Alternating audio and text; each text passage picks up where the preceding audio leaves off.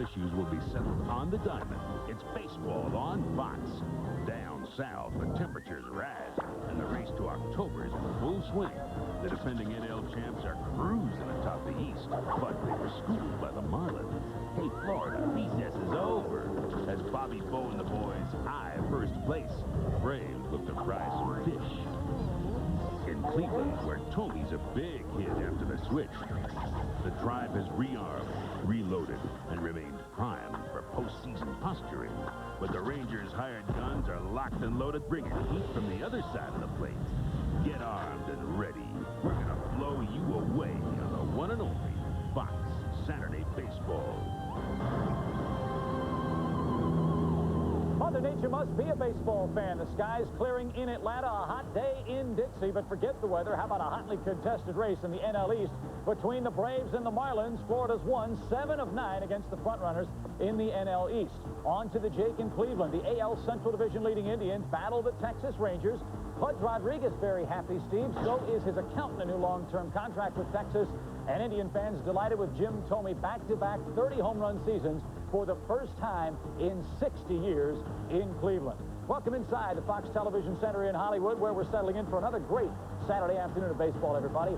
Hello again, everybody. I'm Chip Carey, joined as always by my partner in crime, Steve Psycho Lyons. And partner, the trading deadline came and went a couple of weeks ago, but that didn't stop the Cubbies and the Mets from hooking up on a big 6-player trade yesterday. Well, let's start with the leadoff guys. I think this really helps the Mets because they think they're in the race deal. They trade Lance Johnson, but they get Mel Rojas. The leadoff guys, you have McCray going to the Mets, Johnson come over. Remember, Johnson is the only guy who's ever led both leagues in hitting. He did it in '95 in the American League, '96 in the National League. He is the leadoff guy that the Cubs have wanted for a long time. This deal, obviously, though, Steve, about the bullpen for the Mets. You look at the numbers, their bullpen has really scuffled outside of Franco and Greg McMichael. 22 blown saves, most in the major leagues. They need to shore that up if they're to catch the fish. Out of the 6 guys in the deal, Mel Rojas is absolutely the big guy in this trade. He comes over. You know, I don't know why the Cubs signed him in the first place anyway. They did not have a good enough team in order to get to their closer. They give him big money, so they dump his salary. He becomes a better pitcher automatically when he goes to the Mets, and they need him because they are still in the race. 7 weeks left, though, my friend. Is it enough? It's not enough because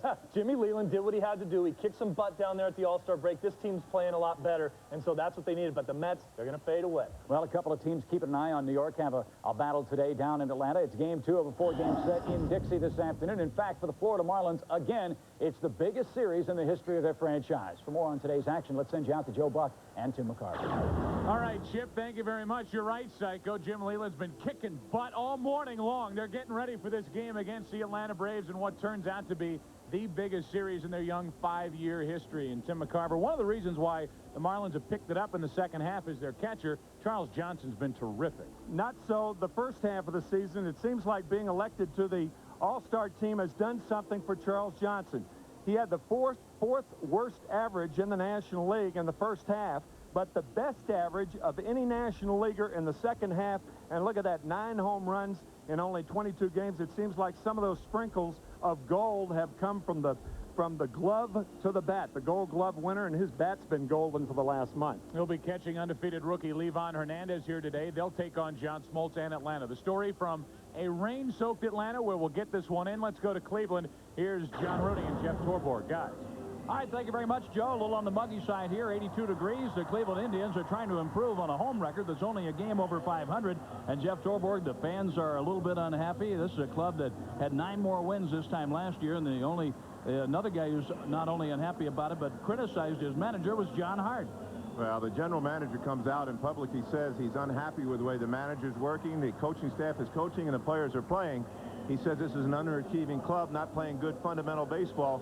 That has to hurt the ball club a little bit. And we hope to have John Hart joining us during our telecast. And now let's go back to the studio in Hollywood and Chip Carey.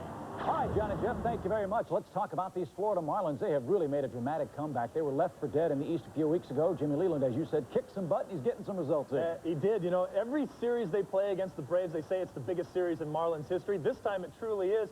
4.5 behind the Braves. They beat them last night. The Mets just 2 back of them, so they have to play good baseball. And Livan Hernandez, today's pitcher, undefeated. He has been outstanding for the Fish since getting the call-up. All right, friends, we'll get you set on today's action in just a few minutes, but first, Let's get you up to date on last night's big night in Seattle for Mariners pitcher Randy Johnson. A record-setting night.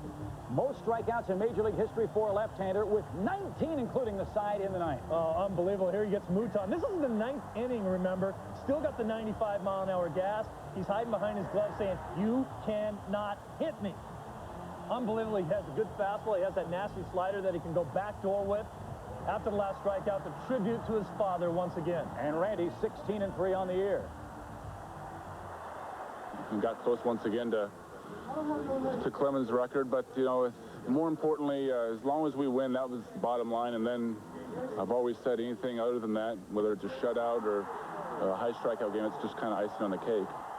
Boy, Randy Johnson always comes through, and it comes through in a big spot. Now Seattle a half game ahead of Anaheim. Well, he is a half a game and a half right now. That series is the whole league is going to go right down to the last series. But you know what? One time I want a guy to come out after a game like that and say, "Damn it, I was this close. I needed one more strikeout to tie the record." He never says that. Team guy all the way, but just once. Give me the stuff. If you'd been out there, I'm sure he would have had a chance to say it. No question about it. I would have clanked one for him. Yeah, well, you probably would. Well, while we have time to analyze Randy Johnson's performance, time now to analyze psychoanalysis. Steve's lifelong dream is to spend one afternoon as a Wrigley Field bleacher bum. I got to tell you, when you're going to go to a baseball game, you might as well sit in the bleachers. And with all due respect to my buddies out in Boston, Wrigley's the best place to go. Nowadays, when you come to a ball game, you can sit in diamond clubs, you can sit in the club boxes, you can even sit in the seats where a waitress comes and brings you your beer. When you come to Wrigley Field, you want to sit in the bleachers, man, if you can get a ticket. My kind of town, Chicago is my kind of town, Chicago. Hey, man, you got any bleacher seats? I got cash. I have some real nice field box if you want them. Nah, this is Wrigley. Have to be in the bleachers. Bleachers. You know what you're getting yourself into? Oh, I'm ready. Here's the kick. Here you go. All right, thanks, man.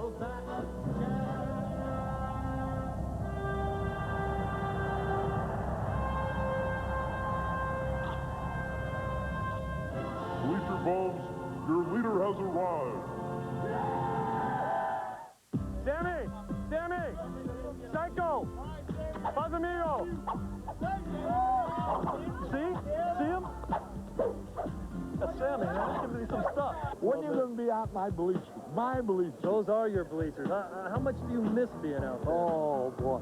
I tell you, the last wish of all I have is that I sit on the rooftop and do a game. Cubs win! Cubs win! Holy cow! How sweet is this? I am standing in the ivy against the wall at Wrigley Field. You know that Bill Veeck, before he bought the White Sox, actually worked for the Cubs? He planted this ivy here on the wall 60 years ago. He also helped build that manual scoreboard you see in center field. I got it! Oh, that is a bomb. You know that nobody's ever hit the ball off the scoreboard here at Wrigley in a game? Clemente came close, but it was off to the left. I still got it.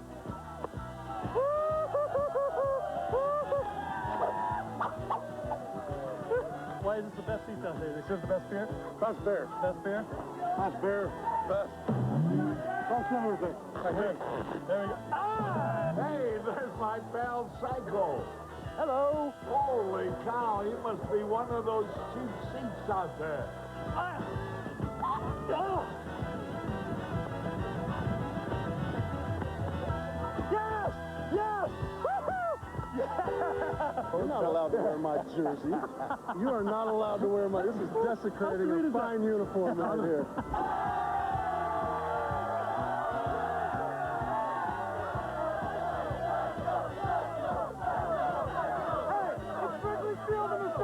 Man, no better place to be. Come on, the camera adds 20 pounds, doesn't it? 20? At least. 20? Are you kidding me? I mean, first the pants, now the shirt. What's next? What's the deal with that? You got to see it all. Let's get back to the trade, though, in Chicago. Steve, of course, Ryan Sandberg's announced his retirement. Sean Dunstan's a free agent. Manny Alexander, another person in this deal that nobody's really talking about. Of course, it still isn't official that he and Mark Clark will be coming over. What will he mean to the Cubs? Right, those two guys rumored, and that's why I like this deal for both teams. Not only Mets benefit this year, but for future years, I think the Chicago Cubs benefit. I think Manny Alexander's going to be the starting shortstop in Chicago next year. Well, we'll see if that's the case. He's a terrific young talent. Could not beat out Ray Ordonez with the Mets. He'll have plenty of time to play for the always improving Chicago Cubs. All right, friends, before we get you out to the diamond today, a quick gridiron note. Tune in Friday night for Fox's NFL preseason special when the St. Louis Rams battle the Dallas Cowboys. Game time, 8 Eastern, 5 o'clock Pacific. That'll do it for us from Hollywood for now. We'll be here with updates all afternoon long, but now it's time to send you out to Atlanta, where Joe Buck and Tim McCarver are set to call today's action. Well, the rain has stopped here in Atlanta. The sun is trying to break through the clouds. We are at Turner Field for a wonderful matchup between the Florida Marlins and the Atlanta Braves.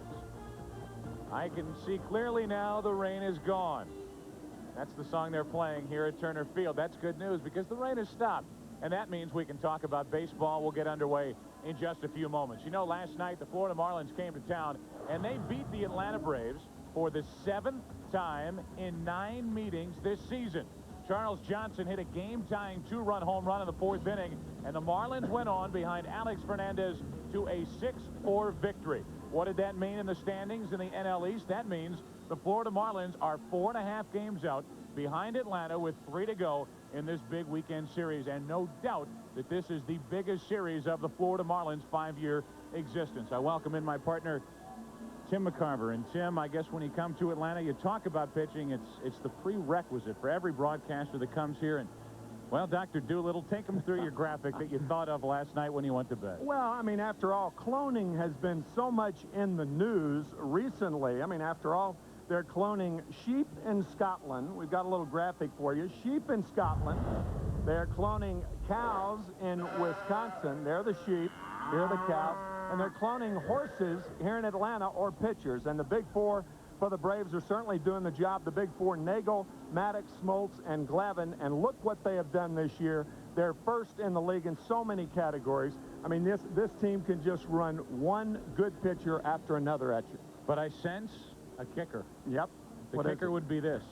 The Atlanta Braves have not done that well against the Florida Marlins, which would, I guess, only figure since they've lost 7 of 9 to the Marlins this season. The pitching hasn't been there. They're the 7 wins for the Marlins, a .266 batting average for the Marlins. Jimmy Leland's crew, 42 runs, and the ERA much better on the Florida side than the Atlanta side. And this is turning out to be the Atlanta Braves in somewhat of a pennant race late in the season, something that they are not used to. While we turn to the Florida Marlins, and Tim, I guess it would be fair to say that the Marlins kind of opened the vault before the start of the season to pay players to come to Florida, and they're not really getting the exact return that they wanted. $89 million over a 4-year period. What the Marlins were seeking was equal dollar value, and as you said, they're not getting that, because look at the numbers in 1996 compared to the numbers in 1997, particularly the home runs that are down about 20. I think the Florida Marlins have a very good shot. I mean, there's plenty of time left. You've got around 50 games.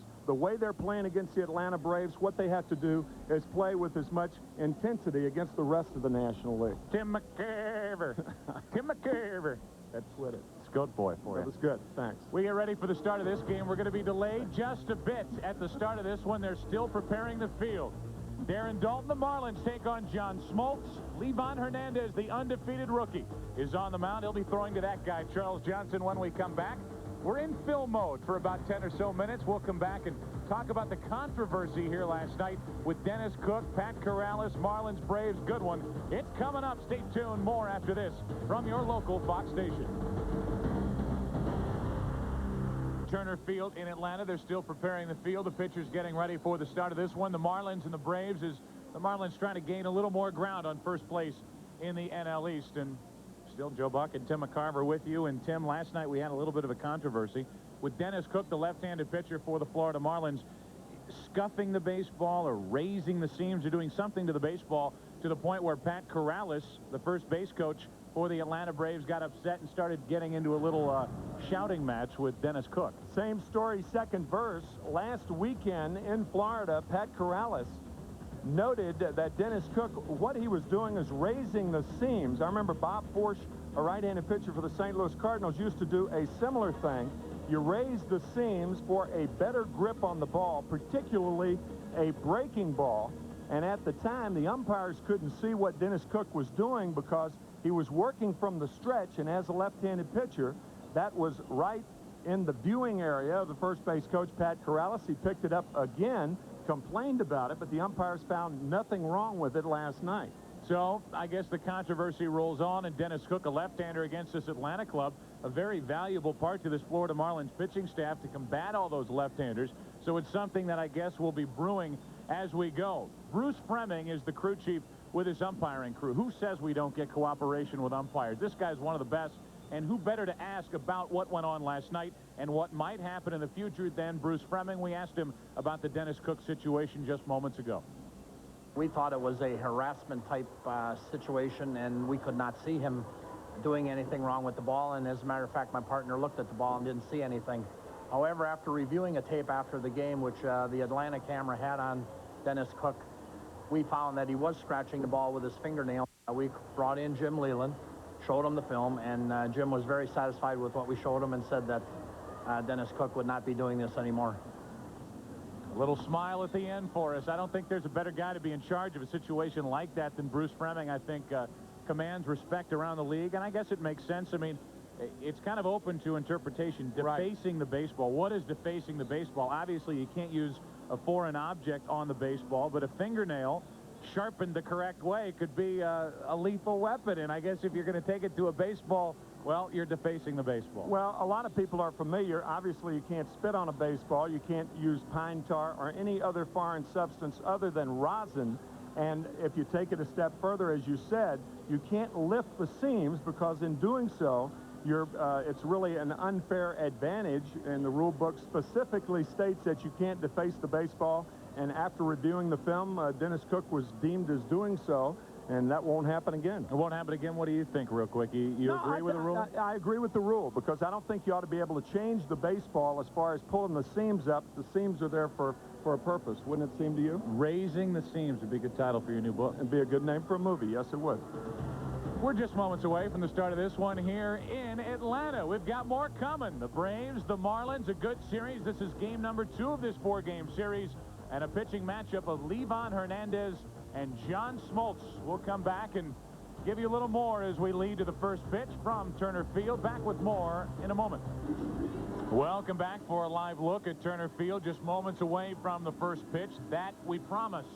Joe Buck and Tim McCarver still with you, and I guess we'll take a look at the National League's Eastern Division and the standings, with the Marlins 20 games over 500 for just the second time in their franchise history, and just 4.5 games back behind the Atlanta Braves, as we with Fox like to visually track the season for the Florida Marlins, chasing the Atlanta Braves. At one point had a 2-game lead, and it's been a chase that at one point dipped as low as 7.5 games. Now 4.5 games back today, and a chance behind Livan Hernandez to make it 3.5 games. And Tim McCarver, a quick word about Livan Hernandez. What a shot in the arm this guy's given the Florida Marlins. 6-0, and they're 7-0 when he starts a game. When he's starting, a guy that Larry Rothschild, the pitching coach, told us yesterday, has unusual command of his breaking ball for a young pitcher. He throws a lot of breaking balls behind in the count or in fastball situations. Look at his remarkable record. That's in 4 starts since the All-Star game. He's given up less than 1 earned run per 9 innings. So it's 6-0. Livan Hernandez getting ready. He'll be on the mound for the Florida Marlins. And to put a capper on this season series and what the Marlins are trying to do, we thought we would ask Chipper Jones for his thoughts on the season rivalry. And it is becoming a rivalry with Florida. We're the guys who have been on top for a long time, and they're the guys who spend a lot of money to bring in a lot of top-notch talent and to give us a run, and they're doing just that. They're giving us a run. They're playing well against us, and they're beating us almost nightly. Yeah, almost nightly. 7 out of 9 tries, and the Atlanta Braves will introduce a new arm to this season series, at least. John Smoltz today will make his first start against the Marlins in 1997. Well, it is a rivalry, but I don't think rivalries can be artificially created. I think the very fact that the Marlins are beating the Braves are up here, the Marlins are down here, they're making a run, but I think that's how rivalries are created, because it's so natural. The Braves losing 7 out of 9 meetings to Florida so far this year. Yeah, the Braves have to be thinking, hey, wait a minute, what's going on here? Right. We're the Atlanta Braves, and so far the Marlins have taken it to them. So Smoltz is walking in. That means we're getting ready to go. here at Turner Field in Atlanta. He will take on Bobby Bowe and the Florida Marlins as we get ready for the Marlins and the Braves. The first pitch coming up after this. More on Fox in just a moment.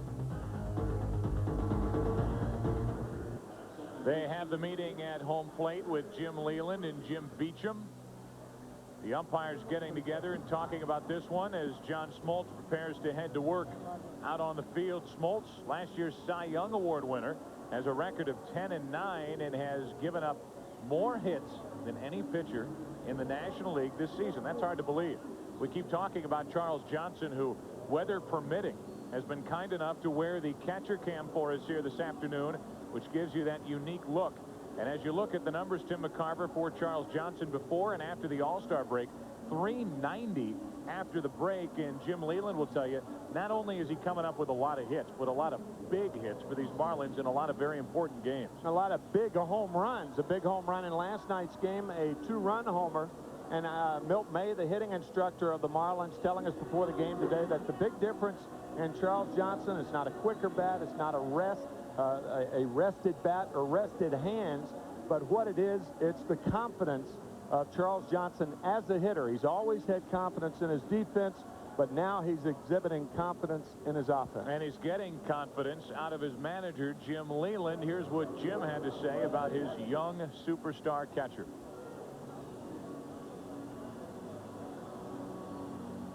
Charles Johnson has been really hot with the bat. That's been a big lift for our ball club. That and the starting pitching has been excellent. So, but CJ's hitting the ball over the fence, and like I say, he's really come on strong and provided some big home runs for us. Not just big hits, but big home runs. And you know, when you hit them where nobody can catch them, you know, it's the best place to hit them. Personnel that does not have a uniform on. Those are the fans in the stands. But it was interesting that Leland talked about the starting pitching and Johnson offensively, so he has shared in both a part of the starting pitching calling the signs and offensively too. That's the part of the game for Charles Johnson that his first couple of years was there, and you knew it would be tough to get him out of the lineup no matter what he was hitting, because you're talking about a guy who came in as a .236 career hitter. Last year hit .218, and on July 5th of this season was hitting .217. Now his average up to .270, 15 home runs, 48 runs batted in, and he is a weapon down in the number 7 spot today for Jim Leland. The Atlanta Braves take the field, and that means that here we go. The Atlanta Braves taking on the Florida Marlins in this game 2 of this long, extended 4-game series. The last time these two teams will meet before the end of the regular season. A look at the Miller time starting lineup for the Florida Marlins. They lead it off with Devon White, then Kurt Abbott is batting second. Gary Sheffield hitting third. He's not our highlight. Bobby Bonilla is. Cleaning up at third base, then Darren Dalton. This team has picked it up since Dalton has been acquired from the Phillies. Then Moises Alou in left field. Charles Johnson was said enough about him. Craig Counsell is the second baseman batting 8th. And Livan Hernandez is 6-0, pitching and batting 9th for the Florida Marlins. And a look at John Smoltz, last year's Cy Young Award winner with a record of 24-8, a ton of strikeouts, and something's changed with this right-hander. Well, something's changed as far as his numbers are concerned, but if you talk to the hitters in the National League, not much has changed as far as his fastball is concerned. He's fallen behind early in the counts. I guess that's one thing that you can point to that's different from last year. But for the most part, John Smoltz is not too much different than he was during his Cy Young Award season. One of the hardest sliders in the game with late break. That's very important because a hitter can't gauge where the ball is going to break or what pitch it is for that matter. He's very aggressive with his high fastballs. He does have a splitter. And his pitch count is down. He might be throwing too many strikes. That means being wild in the strike zone. 0-2, 1-2 count. So Devon White will step in and lead it off for the Marlins. Not exactly a terrific year for Devon White, hitting only .239, a .333 on base percentage. And it will be White, Abbott, and Sheffield in the first inning against John Smoltz. And the Atlanta Braves are not only playing today for a chance to hold off and pick up another game on the Florida Marlins, but for a little more respect and maybe a sign to send to Florida that we're not going to lay down and let you walk all over us. An 88-mile-per-hour fastball for ball one up and away to Devon White. As we said in the opening, that's why this is developing into a rivalry, because Florida has been so successful this year against Atlanta. A ball and a strike as White couldn't hold up. Jim Leland, in his first year as manager with the Florida Marlins, a 5-year contract. Took him from the Pittsburgh Pirates. There's another strike, 1-2, and so far this season the Pirates have seen the Marlins beat them up, but the other day the Pirates finally beat Jim Leland's Florida crew. A look at Bobby Cox, Leo Mazzoni, attached at the hip here in Atlanta. Good start for Smoltz, struck him out, and John did not have to use his defense with Devon White at the plate, but sooner or later he will have to use him. And we look at the Atlanta defense with Kenny Lofton in center field, a 4-time Gold Glove Award winner. They're happy to have him back healthy and in the lineup. Around the infield, no surprises, and Javi Lopez is catching that right-hander 10-game winner, John Smoltz. Here's Kurt Abbott.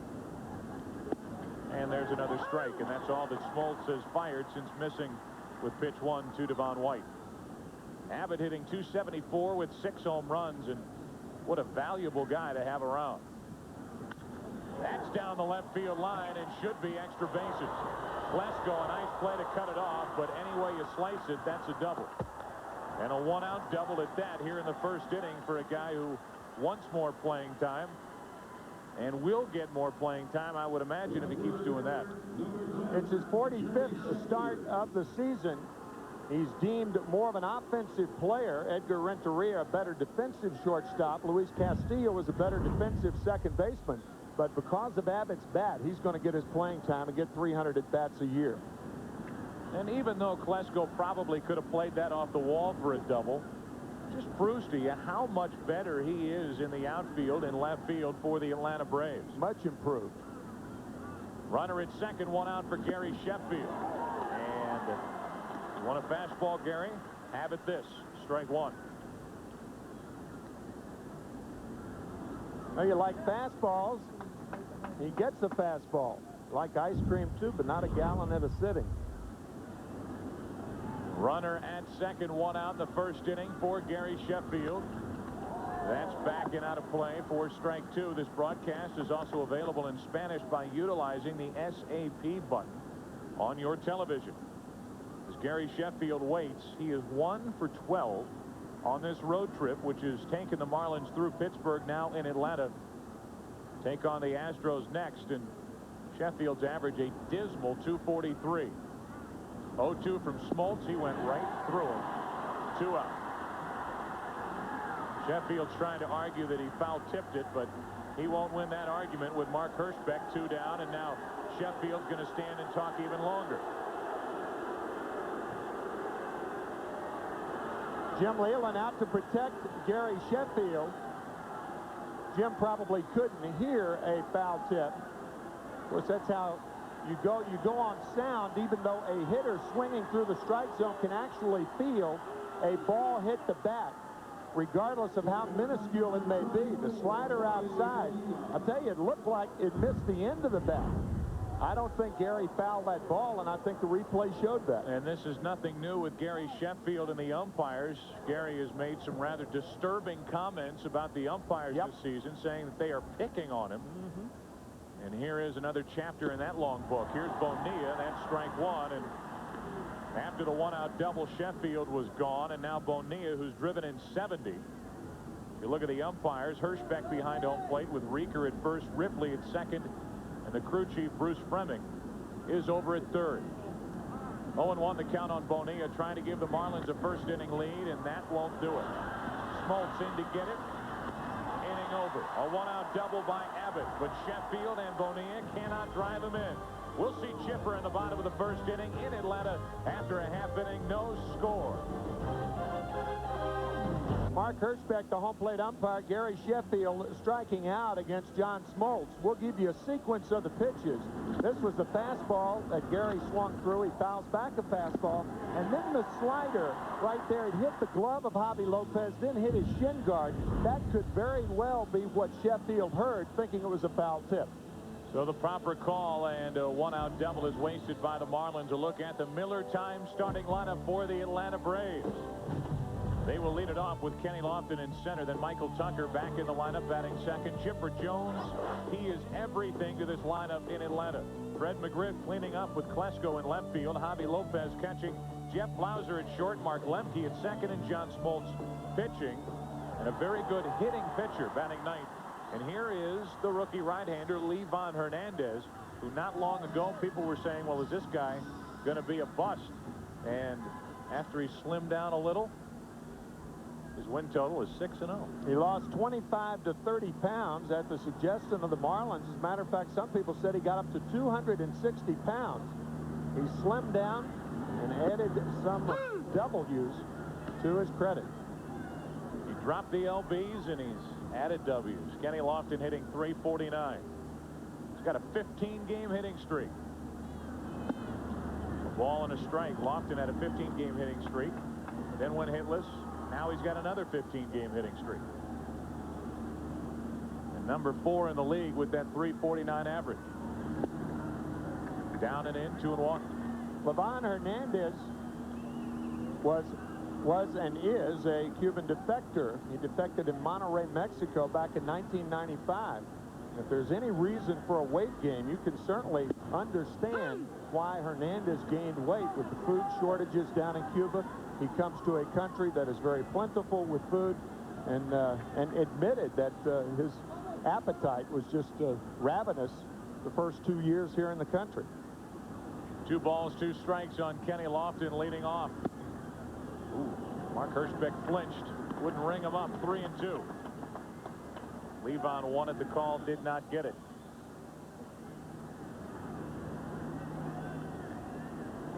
From the catcher cam here in the first inning.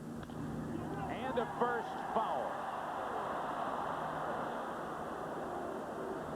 How about you as a former catcher getting a look at catcher cam? Is it? I love it. For those who have never been in that position, is it an accurate depiction of pretty much what you see? Unfortunately, it is, as far as I'm concerned, an accurate depiction, because I was trying to forget that look.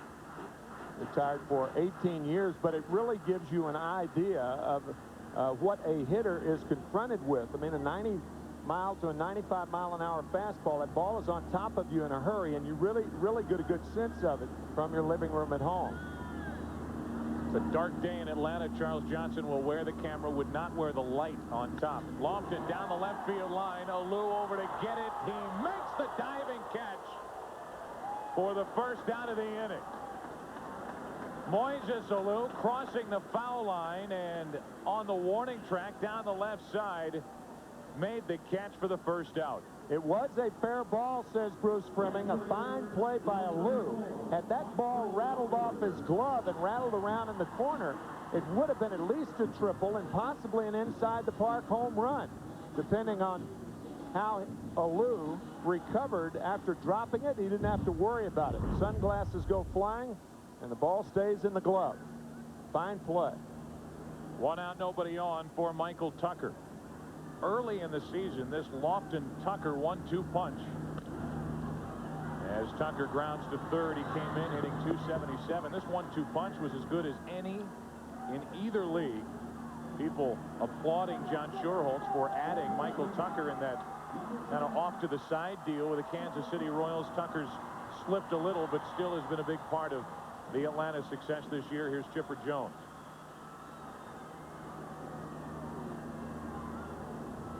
Where would the Atlanta Braves be without Chipper Jones? He's been the most consistent player for the Braves, really, for the last 2 years. Certainly this year.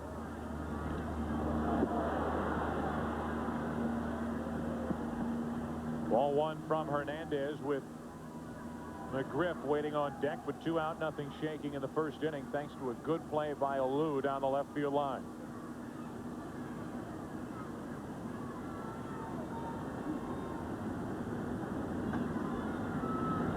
Two out, bases empty, and a strike over the outside corner. Chipper Jones, not only has he been consistent, but he's been getting better as this season has worn on. After the first couple of months, he has really picked it up at a time when they needed him to.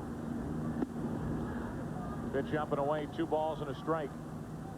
You look at the season comparison for Chipper Jones' first couple of months, not bad, but since hitting .337.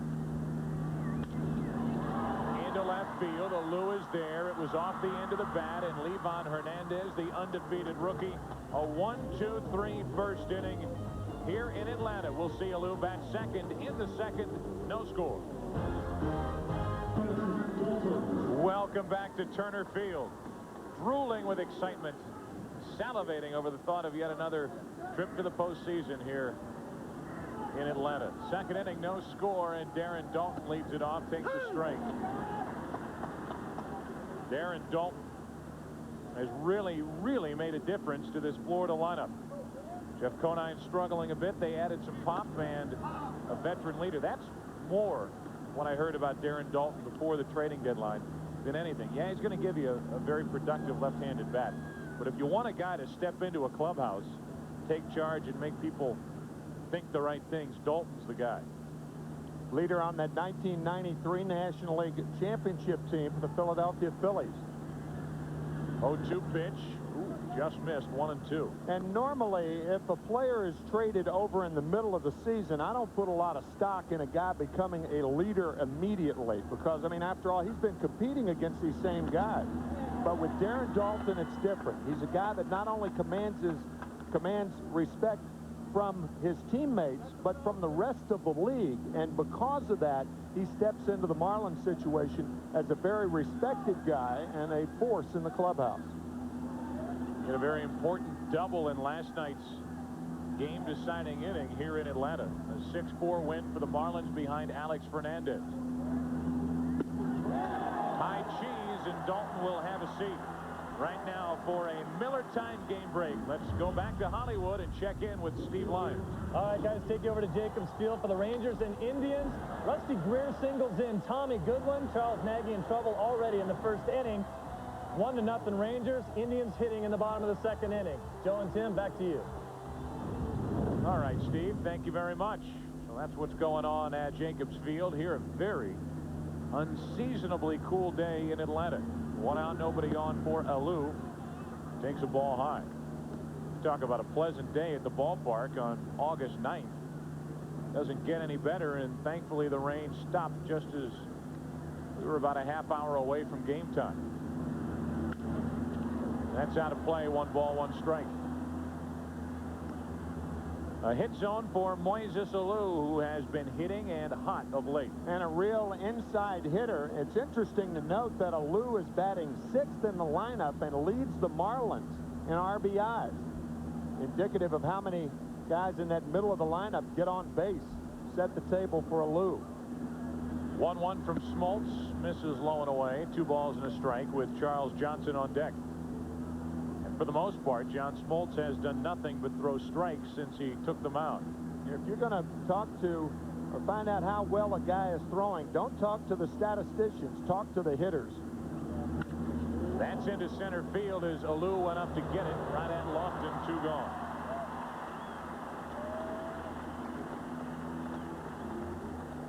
And with the bases empty, here comes Charles Johnson.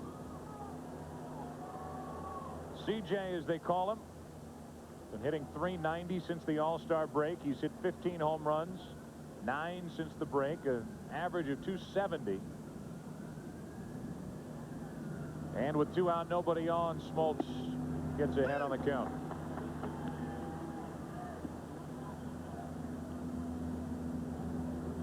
As we mentioned earlier, Johnson, a game-tying 2-run home run here in the 4th inning last night. That's a nasty breaking ball from Smoltz, strike 2. This is unfair. The reason this is wicked is it keeps sliding and sliding and sliding. Watch. It had Charles Johnson frozen. The 0-2 pitch. Inning over. 4 strikeouts for Smoltz. And a strong start here against the Marlins. McGriff will lead it off. Bottom of number 2, no score.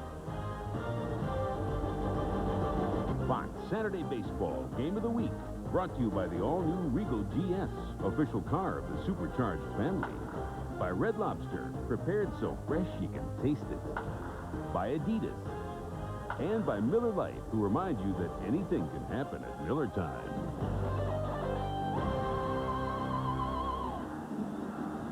Congratulations to Phil Niekro. He wishes he had a slider like Smoltz possesses. Well, the interesting thing, the Charles Johnson slider, Smoltz features 3 different sliders. That one a backup slider. That's the wicked slider. And then CJ slips sliding away as he strikes out. That's strikeout number 4 for Smoltz through the first 2 innings.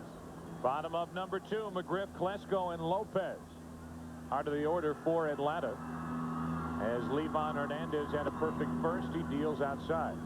Talked to one guy after another who's seen Levon Hernandez, and they'll say, he doesn't knock you over with his stuff. You don't sit back in awe when you watch him pitch.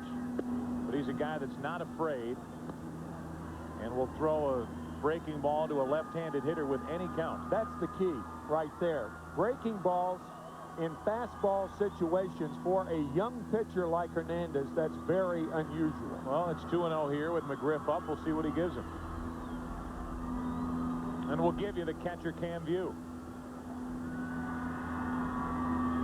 Breaking ball. And it missed up and away, 3-0. So Hernandez behind on the count. And the 3-0.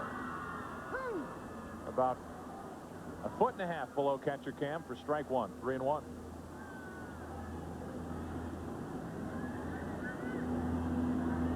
McGriff leading it off in the second inning, and that slider stayed low and away for ball 4. And a leadoff walk for Levon Hernandez.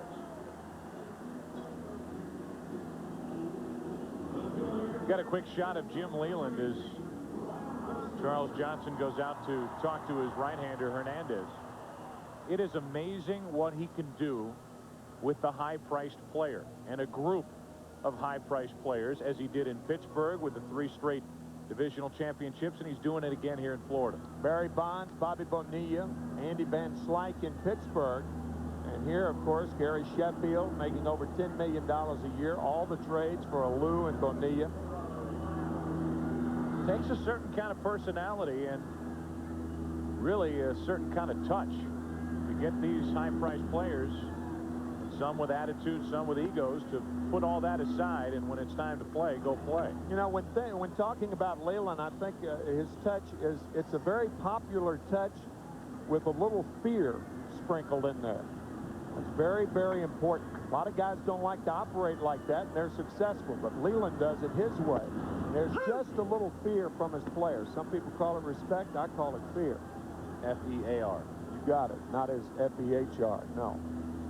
A ball and a strike on Klesko with Lopez and Blauser to follow. F-E-H-R, for you folks who may not know, Donald Fear, the head of the Players Association. There's strike 2 on Ryan Klesko. Checking my spelling early this week. Did you sign the card that we're sending to Don thanking him for allowing us to use catcher cam? No, I did not. Well, you've got to do that before you leave. There it is, catcher cam. Thanks, Don. Thanks, Gene. And a jam shot to first might be. 3, 6. Not in time. Might be, and it wasn't. A force out 3-6. And Klesko, for a big guy, got down the line rather well. A right-handed fielding and throwing first baseman has a tougher time because of the position of his feet. Darren Dalton catches the ball, then has to position his feet for the throw to the shortstop covering, and Klesko beat the throw.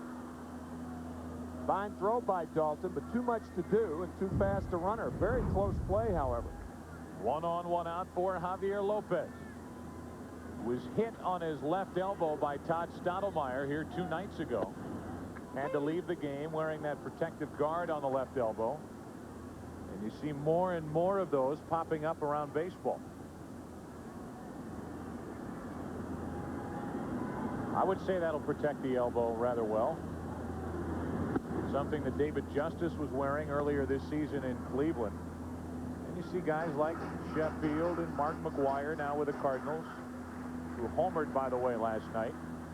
His first National League home run in St. Louis. Klesko running now. He's at first with 1 out. 2-1.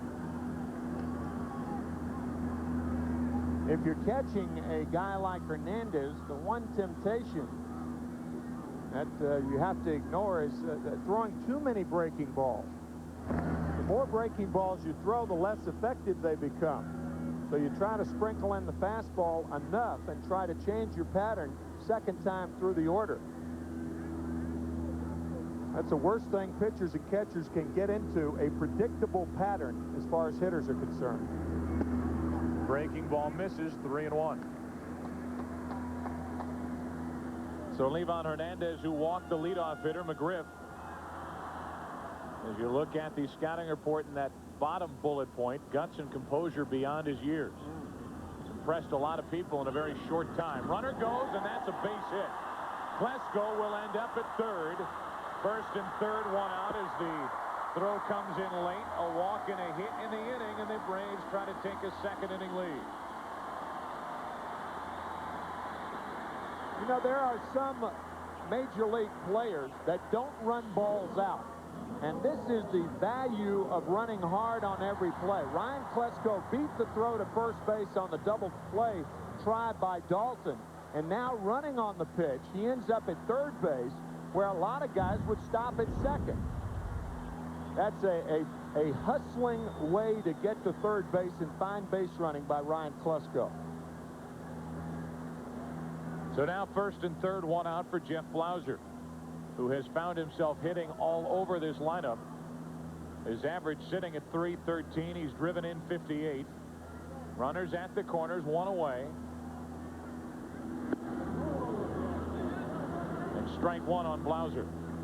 Joe, I don't consider a guy beating out an infield hit. I don't think that's a hustling hit. I think a guy beating out a fielder's choice, that's the proper way to hustle and help your ball club. And Blauser trying to take advantage of it.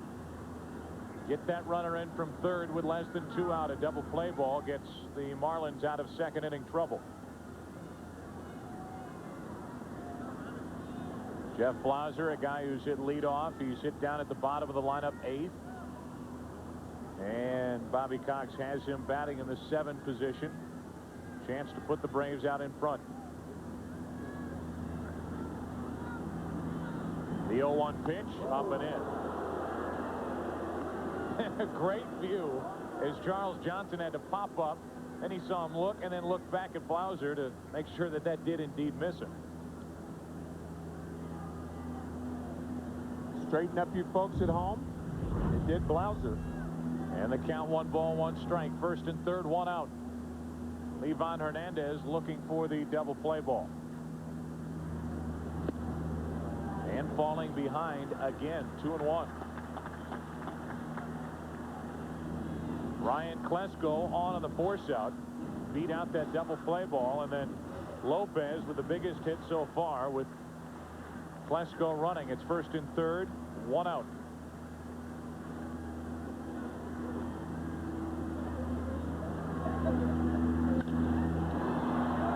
And a shallow right for the second baseman Counsell.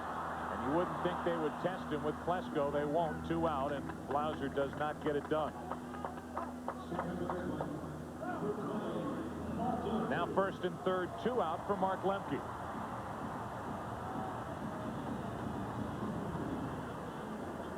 Lemke this past week missed a couple of games with a bum right shoulder after a collision with the Pittsburgh Pirates' Jason Kendall on a turn at second during a double play ball.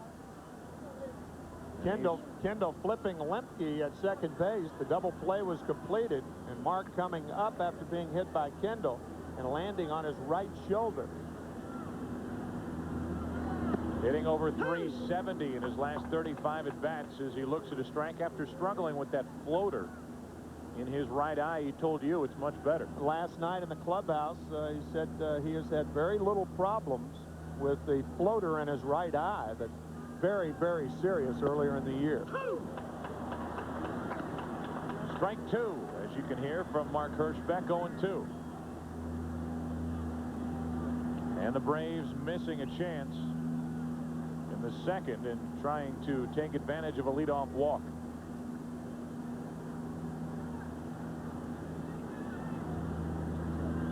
Hernandez looking for his first strikeout. 1-2. The situation here in the second with runners at the corners for Lemke, who has driven in 25.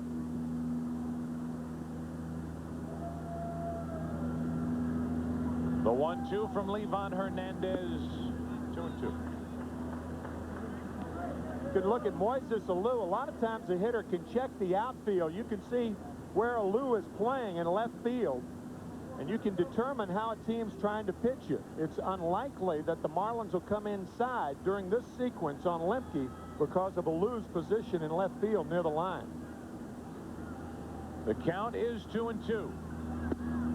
And from 0-2 to 3-2 as Hernandez has kept the pitch up and away, and Lemke won't go after it. Larry Rothschild, the pitching coach for the Marlins.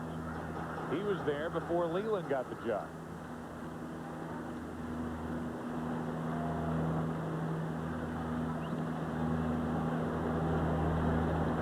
Three balls, 2 strikes on Lemke with the pitcher Smoltz on deck.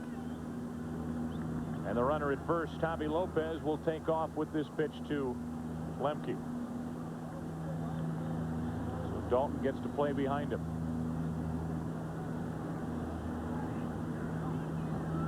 Runner goes, inning over. First strikeout for Hernandez, and the Braves miss a chance in the second. Back for the third after this from your local station. We have played 2 innings here in Atlanta at Turner Field, not Fulton County Stadium. Fulton County Stadium has been imploded. Here's a look. August 2nd. That's a serious wave next door. Some thought it might have been just a delayed reaction from the Leyritz home run a year ago during the World Series. Others said the courtesy video from TNT. It's wonderful.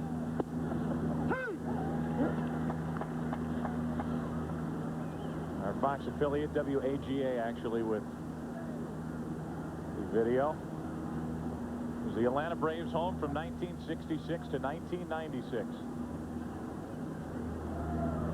The 0-1 to Craig Counsell is down and in, a ball and a strike.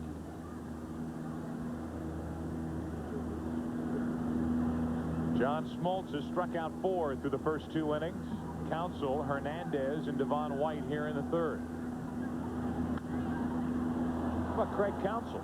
Nobody made much note of the trade when it happened with the Colorado Rockies, but Craig Counsell in his 10th game. Ball club lost only 1 since he's been here. That's right. He has started every game. Had his first 3-hit game in the major leagues. First 3 RBI game last night. Coming over from the Colorado Rockies on July 27th from Mark Hutton, big right-hander. Jim Leyland saying when the Marlins acquired Counsell, he said, I don't even know how to spell his name. He knows how to spell it now. He's been in the lineup ever since. Yeah, he writes it down with a Sharpie every day. 1-2 pitch. That's well hit to right and a leadoff base hit. So Counsell, who came in hitting .321, adds to his average, and he's on and will allow Hernandez a chance to bunt. Friday, it's a Fox NFL special. There's that music. Isaac Bruce and the high-flying St. Louis Rams head to Dallas to battle Troy Aikman and the Cowboys. Don't miss all the exciting NFL preseason action live August 15th, 8 Eastern, 5 Pacific, right here on Fox. Check your local listings.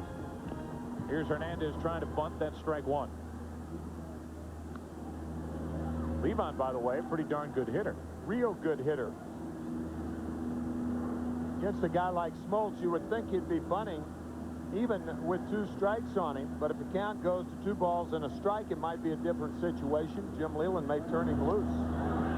Pretty close at first, but Counsell able to get back in ahead of the tag by McGriff.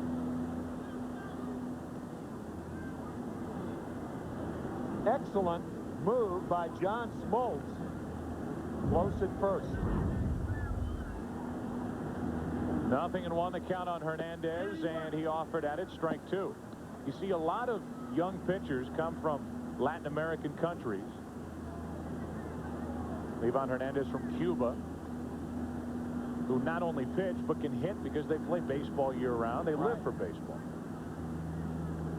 And so it's not the easy out valve at the bottom of the lineup, but here he's set up at 0-2. And he drops down a perfect bunt on 0-2, and the sacrifice good. 5-4 with Lemke covering. Still 4 out of 14 at the plate is Livan Hernandez. And again, that very descriptive term, catching the ball with the bat. Really shown very well right there. Chipper Jones charging. You rarely see a third baseman make a play on the first base side of home plate.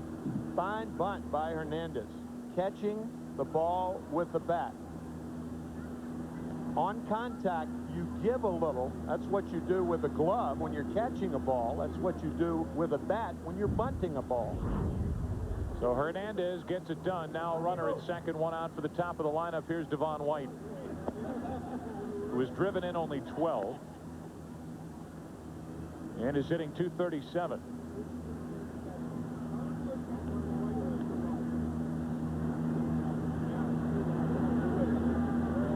Had a number of replacements for Devon White while he was on the disabled list.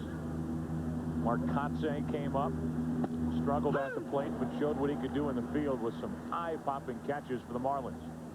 1-1 from Smoltz on the DL for 6 weeks. That calf injury, and Marlins happy to have his experience back in the lineup.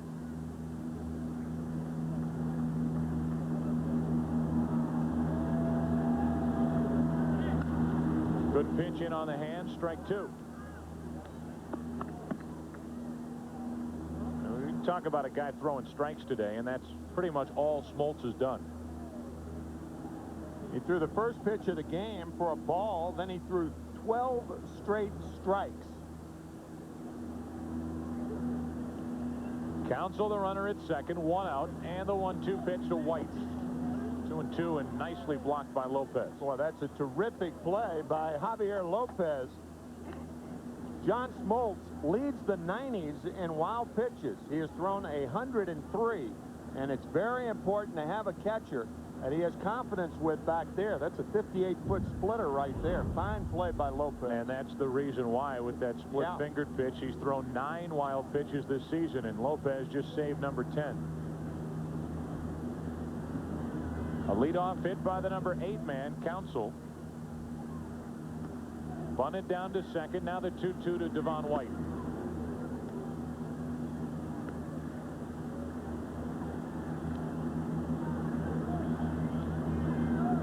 Just to verify. Supports our point. Runner at second, 1 out, and a 3-ball, 2-strike pitch coming to Devon White.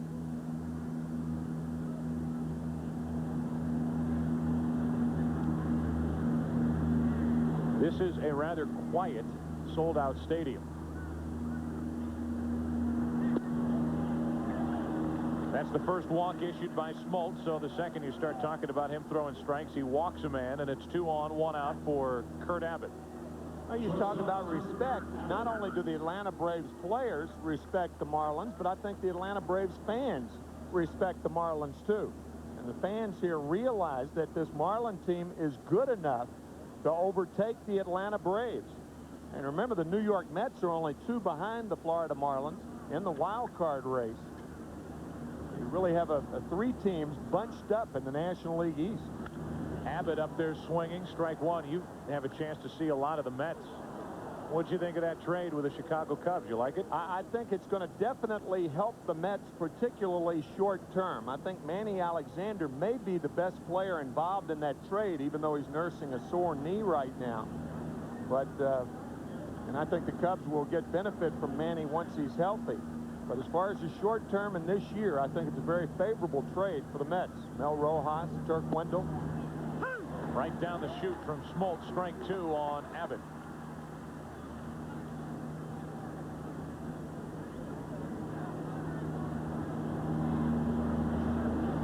A leadoff base hit, then the bunt laid down by Hernandez. White drew a walk. Smoltz out in front of Abbott, 0-2. Good speed on the bases for the Marlins here in the third. And to the right side, fair down line. Council will score.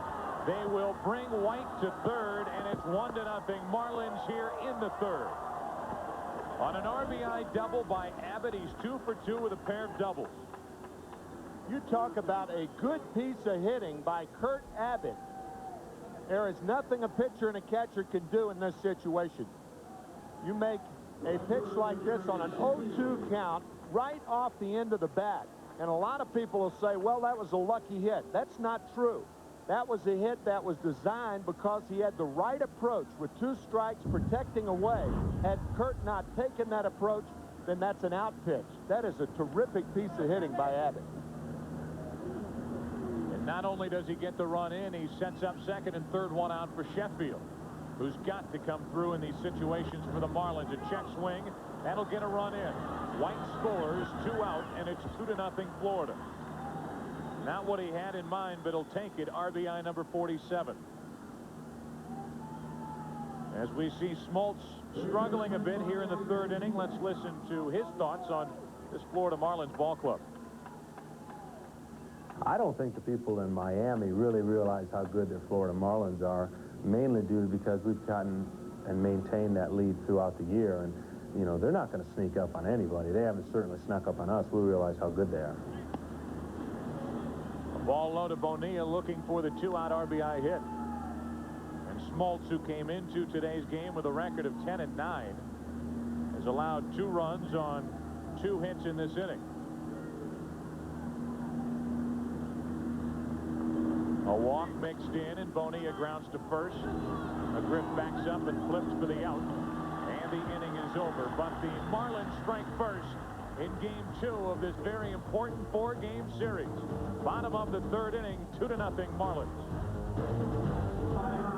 Tim, I think it's easy, or not easy, but easier for general managers who are given the rope and the leeway to add payroll, add high-priced players as Smoltz fouls it out of play, and we're underway in the bottom of the third inning. He was given the go-ahead to spend a ton of money, and I'm sure that a lot of people could spend a ton of money and add players to a ball club, but he's trying to make it fit and work. And then you look at a general manager like Dave Dombrowski adding a guy like Craig Counsell. It's trades like that and it's pickups like that that speak more about the general manager than opening up the wallet and signing Sheffield. There's a strike over the outside corner, and on 3 pitches, Livan Hernandez goes right through John Smoltz. And you have to know your talent, too. I mean, if you trade for a guy like Darren Dalton in the middle of the season, Billy McMillan going to the Phillies, you get a guy like Craig Counsell. There's Dutch right there, the right side of the infield, acquired by trade. There's Counsell. But you have to know the players. Regardless of the money that you spend, they have to be the right fit for the ball club, and that's where your manager, a guy like Jim Leland, comes in. Very, very important for his input also. 1 out, nobody on, and Lofton showed bunt, pulled back, and wailed away on strike 1. I guess what I'm trying to say is, while people say it's easy to do what he's done, he's also done a very fine job as general manager. Kenny Lofton makes contact there. The problem with that play, if you make contact, you're in fair territory. Our catcher Cam showed that. And you cannot be in fair territory and make contact. You're out if the ball is put in play. Ball and a strike on Lofton. 1 out, nobody on here in the third. How about that?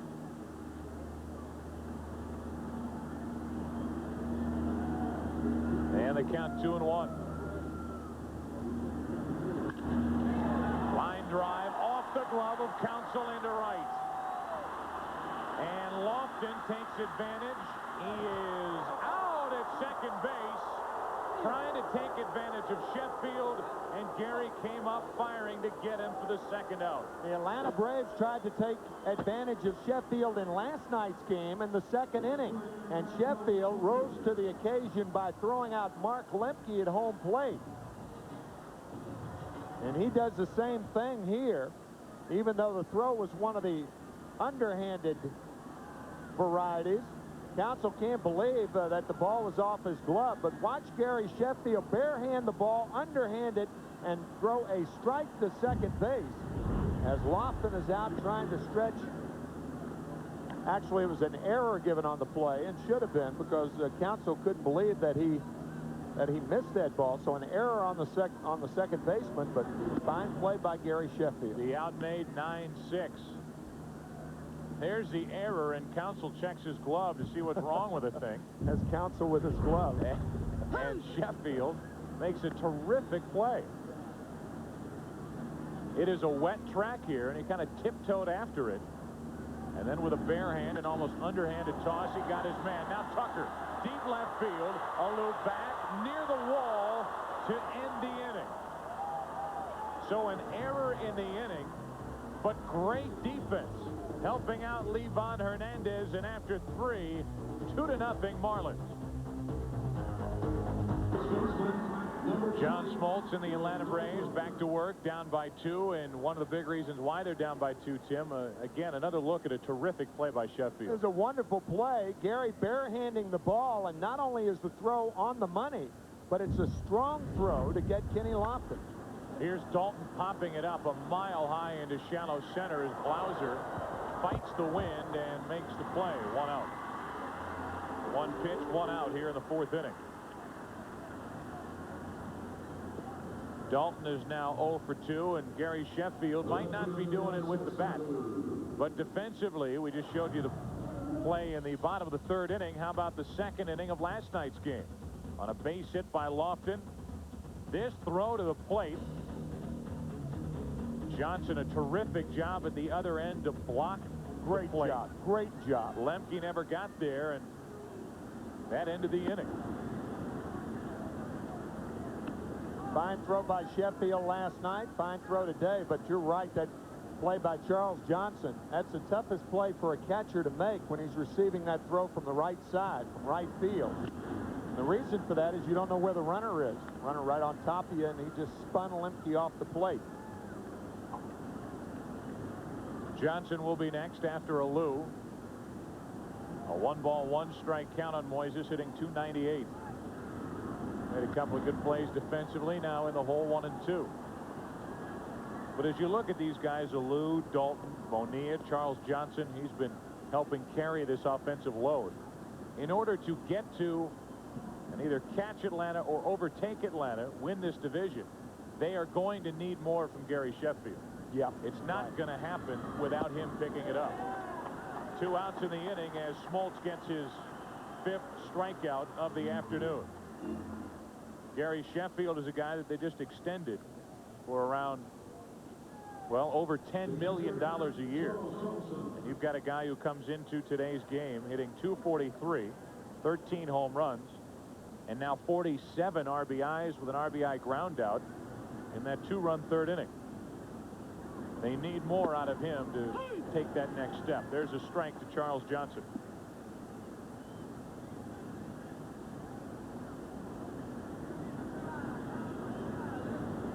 Hitting .269, he takes a ball. Talked about Charles earlier about being named to the All-Star game. He was named the Sunday, the last day of the regular season in the first half, before the All-Star game, replacing Todd Hundley. And his wife had gone to LaGuardia Airport on her way, had his bag packed and her bag packed, ready to go to Bermuda to enjoy the All-Star break. She called back because Charles had forgot to leave tickets for a cousin. And the traveling secretary said, hey, you're not going to Bermuda, you're going to Cleveland. Pretty good trade-off, because Cleveland, the site of the All-Star game this year. And a wonderful city. Sure was. It's not the vacation paradise of Bermuda, but just this side of it. Still 1 and 2 on Johnson.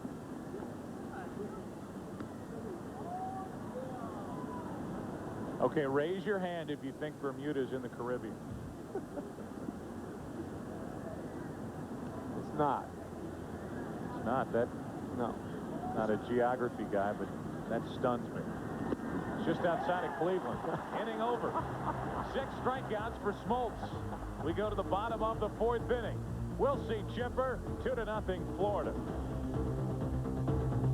Welcome back to Atlanta. Braves bat, bottom of the 4th inning. 2-0, the Marlins out in front. And Chipper Jones digs in. 3, 4, and 5 hitters for Atlanta, with McGriff and Klesko to follow. Big inning here for Levon Hernandez, and he shows one up and in to Chipper Jones.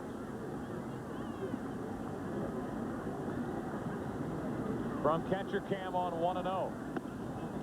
Missed outside, 2 balls, no strikes. Predictably, that first pitch up and into Chipper. Charles Johnson moving outside. Hernandez missing again. Now the 2-0. Hit down the left field line. Trouble if it's fair. It is fair, and it is trouble. Jones has a leadoff double to start the 4th inning.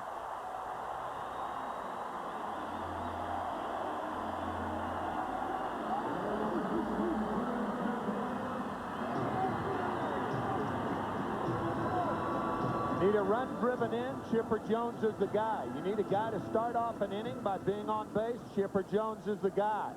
Fastball away, hammered down the left field line. And Jones, this year more than any other year, really learning to use all parts of the field. That ball about an inch fair down the left field line. Now McGriff after the double. Need a used car, low mileage, power and air. Chipper Jones is your guy. Strike 1 on McGriff. Driven in 67. Led off the 2nd with a walk and is hitting .279.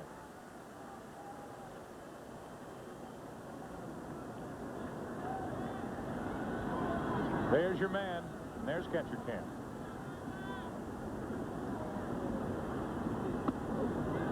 Straightens him up. 1 ball, 1 strike. Outfield hits by direction for Fred McGriff. More evenly distributed left and right this year, and the reason for that is because of that pulled hamstring. Everybody talks about Fred McGriff's year, how his production's down, and it is, but few people talk about the injuries that he's had to play with. Bobby Cox saying, we have nobody else. Fred McGriff's got to play on that bad leg.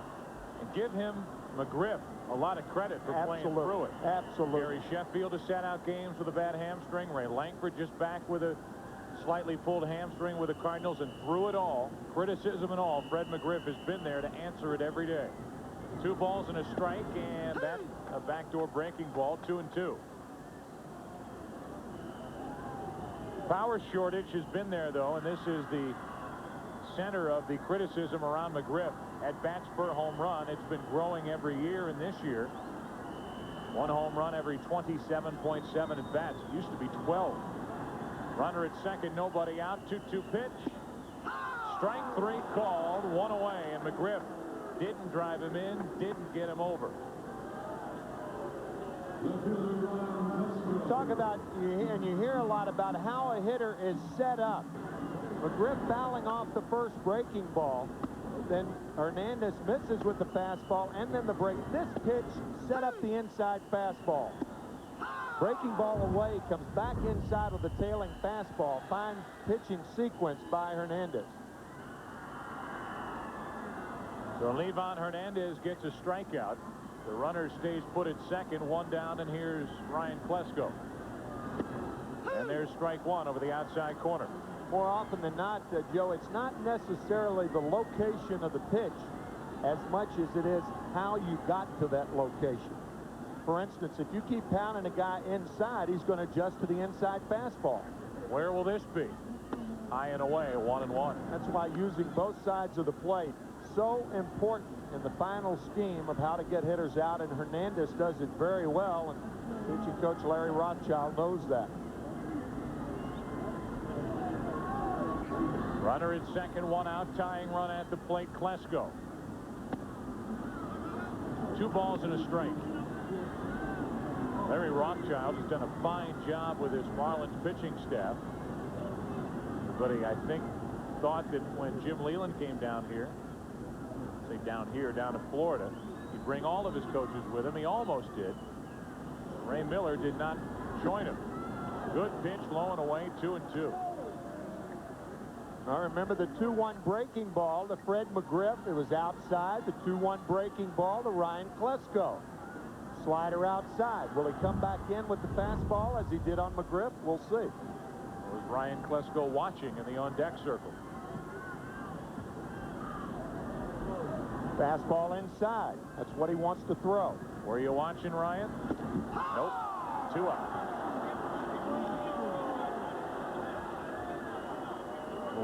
Let's go back to Hollywood for a Miller Time game break. Here's Steve Lyons. All right, guys, back to the Jake in the top of the sixth. Newly acquired Jeff Branson goes deep. Terry Clark had given up only one hit until this point. 1-1 the score, Rangers and the Indians. Back to you guys. All right, Steve, thank you very much. Branson, a part of that trade. Everybody focused on John Smiley, but Branson chips in, and the Indians have a 3-game lead over the upstart Brewers. They've been terrific after the All-Star break. Runner at second, 2 out, and Livan Hernandez, after giving up a leadoff double, struck out McGriff looking, struck out Klesko looking in the same fashion. Same types of pitches, not only the payoff pitch, but the pitch preceding that strikeout pitch. Breaking ball away, fastball inside. Still the tying run at the plate, but 2 out now. This combination of Livan Hernandez and Charles Johnson combined for 4 strikeouts and has shut down the Braves on 2 hits. Outside corner, and you can see Charles Johnson has an idea as to how to frame a pitch. Yeah, and we talked about it in the first time around the order. We said that Hernandez will have to throw more fastballs second time around and through the order, and that's what he's doing. Into center field for a 2-out hit. Here comes Chipper Jones. The throw by Devon White, no chance. It's a 2-1 game.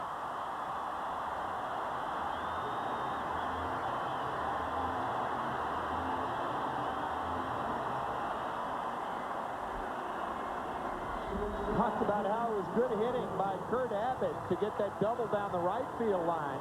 Well, Javier Lopez exhibits some pretty good hitting right here. That slider, a nasty pitch, low and away. Watch Johnson. Low and away off the plate. And Lopez pokes it into center field. Now 1 on, 2 out for Jeff Blauser. He popped up his first time. Chipper Jones started it with a double. It was not wasted. Good pitch in on the hands for strike 1.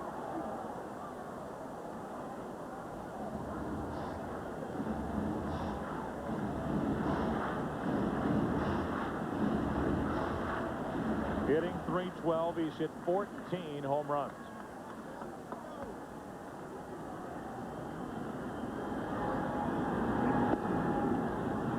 Little up and in, a ball and a strike.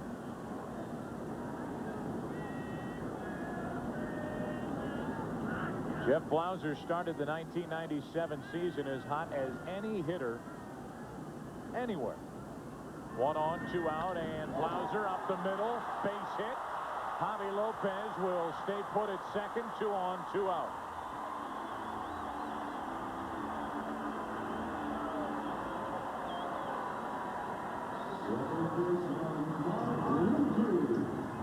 Fastball right down the pipe. Hit right back up the middle. Nice try by Kurt Abbott, but Abbott does not have the range that Edgar Renteria has. Renteria's all over the place. You have to give up something to get something, and when you start Abbott at shortstop, Jim Leland, sure that you're giving up defense for offense. And it's paid off on the offensive end with Abbott 2 for 2 with a pair of doubles and an RBI. 2 on, 2 out. Lemke took a strike. He didn't like the call. Hitting .241. Looks like it could have been outside. It's certainly close enough early in the count to call a strike. Now the 0-1. Can't go that far outside. 1-1. Now, the reason I say early in the count is most major league hitters are not going to complain about a controversial pitch early in the count. But with 2 strikes, Mark would have been much more vocal.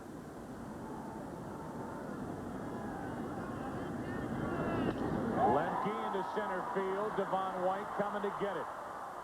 And the inning is over. This is the 6th game between these two in 10 days. In 52 innings so far, the Braves have led in only 12 of them.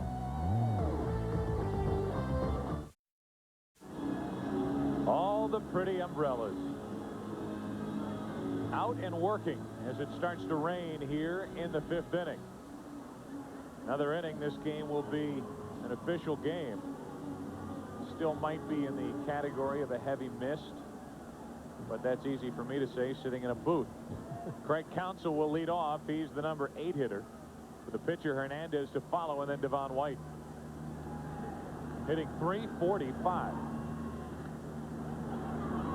Colorado Rockies already have Walt Weiss, Eric Young, Nefi Perez, who's playing a lot lately. Weiss has been bothered by injury. They have Jason Bates. So Counsell was expendable. Odd man out, right? And he fell right into the Marlins starting lineup, and he's hitting .345. And again, a guy like Craig has got to welcome a trade. Certainly Jim Leland did. But if they're backed up in your position, then please trade me to a ball club where I could get some playing time in the big leagues.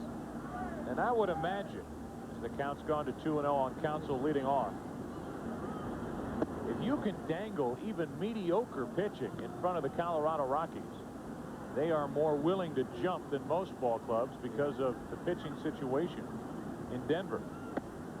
3-1 on Counsell. Absolutely deplorable. The Colorado Rockies leading the National League in hitting and dead last in pitching. Rain lightens up a bit. 3-1 the count.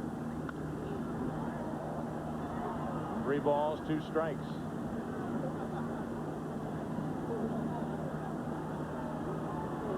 Pitcher Hernandez on deck.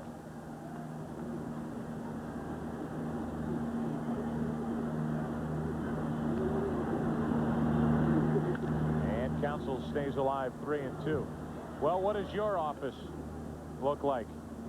The groundskeeper's office here at Turner Field, that's the radar screen. Come on, Tim. That's dazzle me. That's all I can do. What do you think I am, Flip Spiceland? I had that no. I don't know. Ball 4 up and away in the second walk.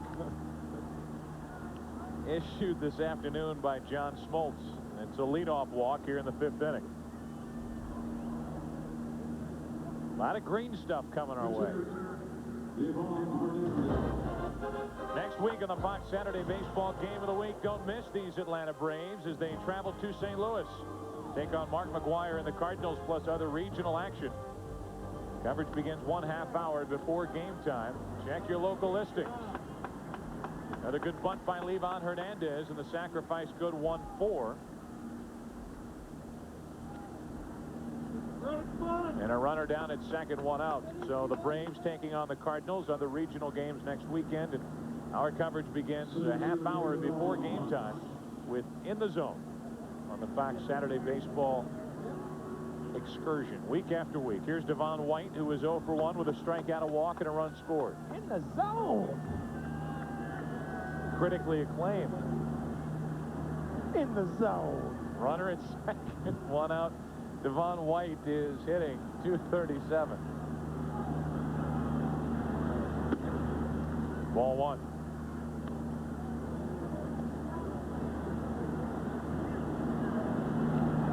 Devon White, Kurt Abbott, they'll have their cracks at trying to get that run right back. The Braves got a run at the bottom of the 4th inning, then left 2. Little high, 2-0 at the end of today's game. Tim and I will select the Chevy Truck Player of the Game. Smoltz has been missing upstairs with the fastball to Devon White. Devon from the left side, a very good low ball hitter.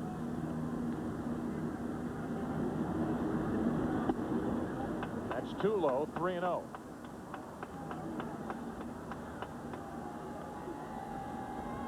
A guy like John Smoltz is much more effective with the high fastball. The breaking balls have to be down, but not the fastball. The low fastball is easier to hit off Smoltz than the high one. How aggressive do you want to be? 3-0 and taking a strike, 3-1.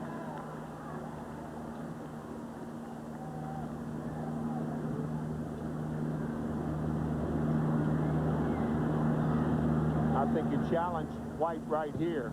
No breaking ball, just pour one fastball after another and make him beat you or drive the run in with the heater. Couldn't catch up there, 3-2. What he got on 3-1, Probably what he's going to get on 3 and 2. Yeah, I think so. I mean, there's just certain times where a pitcher says, here it is, hit it. You can beat me. You have to beat me with my best pitch, and Smoltz' best pitch is that heater. Runner at second, 1 out. Now the 3-2 to White. Into center field, well hit, lofted back near the track. 2 out, and Counsell will tag and scoot to third. He's there with 2 down. Devon White hit that ball nearly 400 feet. But the park holds it, and it's a runner at third, 2 out for Abbott. Talk about a lot of deals that are made. When the Atlanta Braves, it'll be 10 years since that deal was made. John Smoltz for Doyle Alexander, 10 years on August 20th of this month. And at the time the deal was made, in Double-A ball, John Smoltz was 4 and 10, an earned run average over 5.8, and he had walked 81 in 130 innings. The scout who made the trade was impressed with it. Bobby Cox said, make the deal. Bobby Cox pulled the trigger on that one. He was the general manager. That's right. So Bobby Cox, a part of the success here in Atlanta. This is his second stint with the Braves. And not only a part on the field, but in the front office. Runner at third, 2 out. Abbott chased it. Strike 2. 1985 amateur draft. Smoltz was a part of it in the 22nd round, but look at some of those names. Surhoff, Will Clark, 2nd overall. Those are the first-round picks. Barry Bonds, Incaviglia. What a year he had at Oklahoma State his final year. And Palmeiro, 22nd pick in the first round. Not a bad year. 0-2 the count on Abbott. Hitting .281. And a good slider would chase it, 1-2.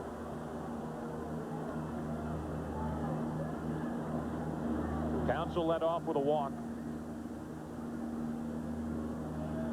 Bunted down to second. Devon White fly to center. Runner at third, 2 out, and the 1-2 to Abbott. Hey, Abbott. Inning over. And another nasty slider from Smoltz. 7 strikeouts. Halfway through it, 2-1, Florida. Fox Saturday Baseball Game of the Week. Brought to you by Yukon by GMC, putting you comfortably in command. By the new film Copland, in theaters everywhere August 15th. By Burger King, where you get your burger's worth. And by Tylenol, the pain reliever hospitals use most.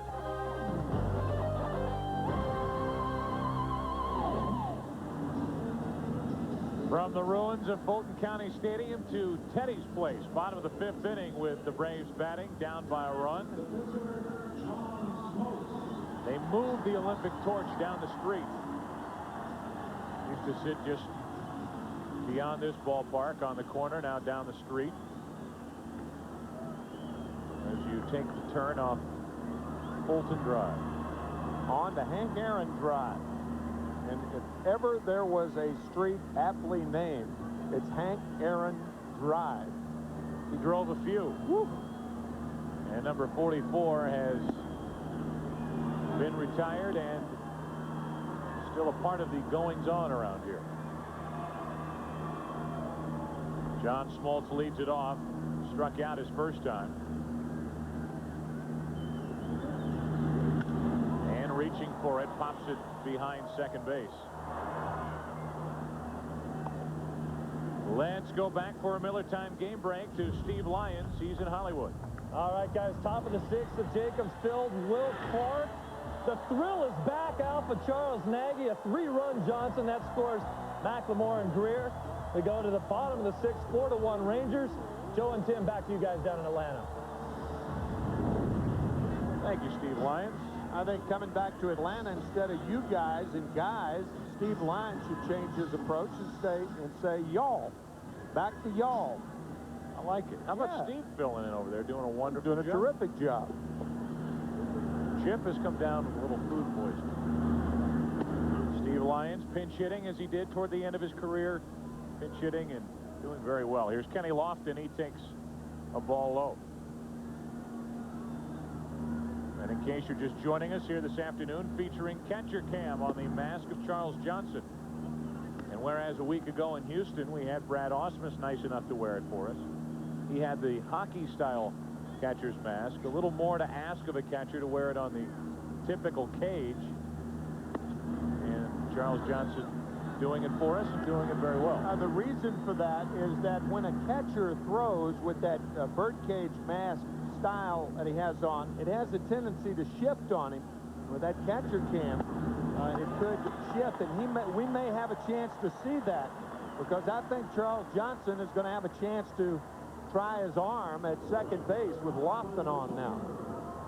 A walk to Kenny Lofton. The tying run is on here in the 5th inning with Michael Tucker coming up. Said earlier that Henry Aaron's still part of the goings-on here in Atlanta. That's my way of getting around the fact that I didn't know his exact title. Senior Vice President and Assistant to the President of the Braves, and yet another member of one of, if not the best, front office anywhere.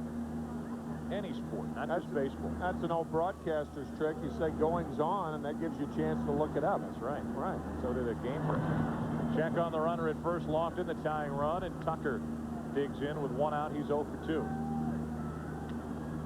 Lofton's going to take off. It's just a matter of what the count's going to be when he does it.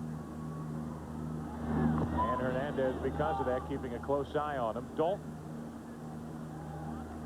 moving around pretty well with those knees and all the health problems he's had with those knee operations, and whether it's been in right field. There's catcher cam and a good look at the diamond earring in the left ear of Livan Hernandez, and now Charles trots back to work.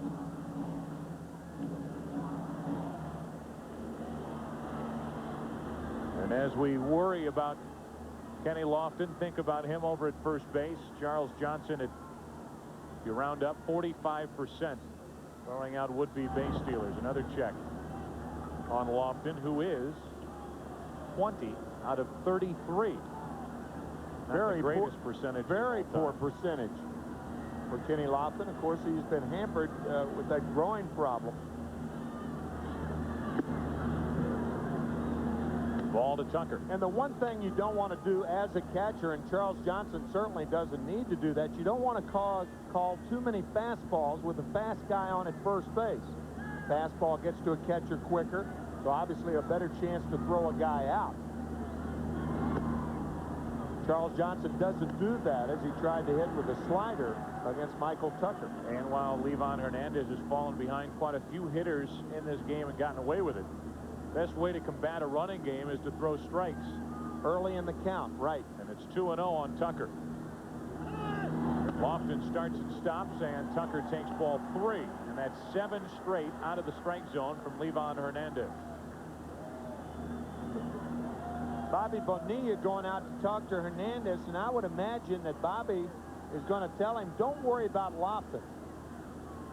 That's exactly what he's telling him right there. And Bobby, of course, speaks Spanish, being from New York, and is multilingual. Hard for a young pitcher to do, though, to forget the speed on at first base. 3-0 the count on Tucker. 1 on, 1 out. And ball 4. So back-to-back walks to Lofton and Tucker, with the Braves' best, Chipper Jones, walking to the plate. Just going to make the point that Lofton, after that groin injury, hasn't been doing as much running. As Larry Rothschild will visit the mound with help from Bobby Bonilla. And Hernandez paid an awful lot of attention to Lofton and issued back-to-back walks then. Michael Tucker, and I don't think there's a microphone on catcher cam, is there? No, but Larry Rothschild talking to Bobby Bonilla. Bobby is the translator when Rothschild goes to the mound. Livan Hernandez, however, does very, very well with English. Prides himself on, he's a very bright young man, prides himself on speaking some English. Dun, dun, dun, dun, dun, dun, dun, dun. Something like From the Eyes of Laura Mars. Yeah. Starring Mark Hirschbeck. 2 on, 1 out, and here's Chipper Jones. And Faye Dunaway.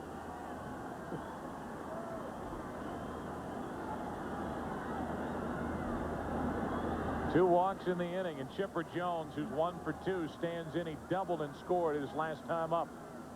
Tying run at second, go-ahead run on at first.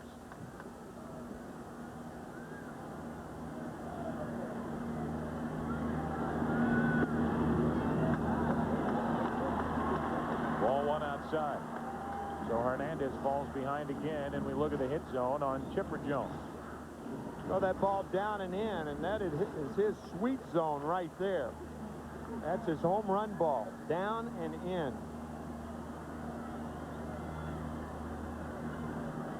2 on, 1 out.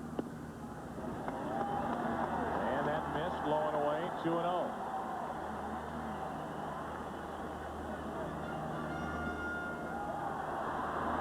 Jim Leland, Larry Rothschild sweating this one out on a cool day in Atlanta over in the Marlins dugout. A walk to Lofton and a walk to Tucker. 2-0 on Chipper Jones. And a borderline pitch for strike one.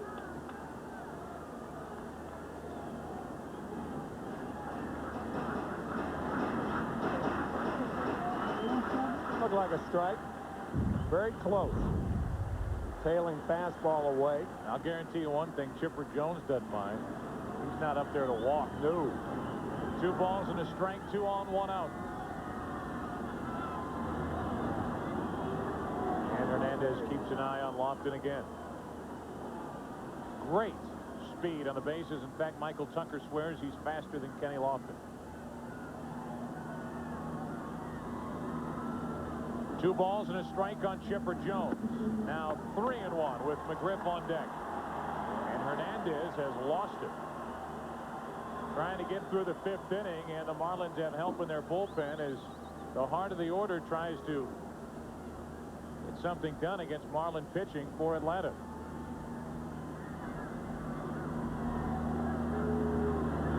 Here's the 3-1 to Chipper Jones, and a changeup or something off speed. Jones was out in front, 3-2. Just got a piece, and now a full count. Do you start the runner? I think absolutely. Everything points toward Lofton and Tucker running as Rick Helling is warming for Florida. And Heredia, the left-hander. 2 on, 1 out, 3 balls, 2 strikes. Will they go?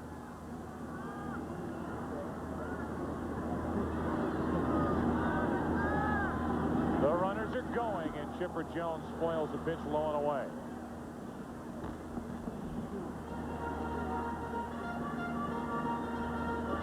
Get a real good idea of what Charles Johnson has to deal with, in a point that you've made a number of times, that while the runners are going, Johnson's #1 priority is to make sure that he gets strike 3. Stay back in case you need a called strike.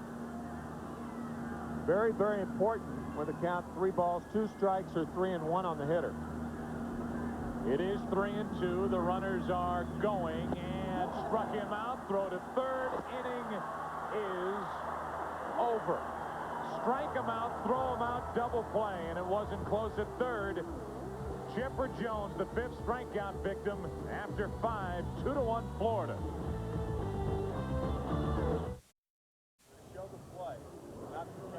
We are into the 6th inning here in Atlanta. The Marlins out in front 2-1. And what a big play to end the 5th inning by Charles Johnson and Levon Hernandez. And you were right. You can see how deliberate Johnson stays behind the plate 1 step and just throws a laser. I mean, you could hung close on that throw to third base. Lofton dancing around. And no chance to get around Bobby Bonilla. It's too big. And now Sheffield, a line drive base hit to left field. And Gary is on to start the 6th inning with his first hit of the afternoon.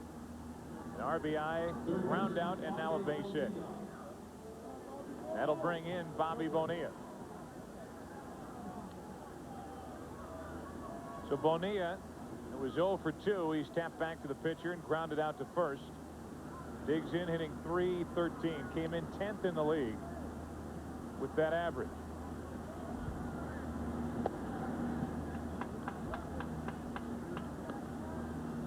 Ball 1 down and in.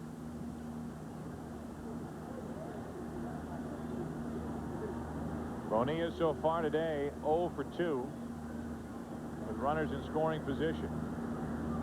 That was earlier this ball game with 2 out. He had a chance in the first with Abbott at second, 2 out. He struck out. Had a chance in the third with a runner at third, 2 out. Could not pick up the 2-out RBI hit.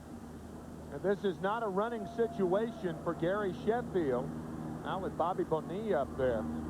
Want him to choose a pitch and rip it. Like that, but right at Tucker. And back to first is Sheffield. You know, earlier we talked about the catcher, Charles Johnson, with that catcher cam on there, and that it's a problem when you throw the ball because the mask has a tendency to slip. And as you can see right here, watch the mask and your vision slip to the left on that throw.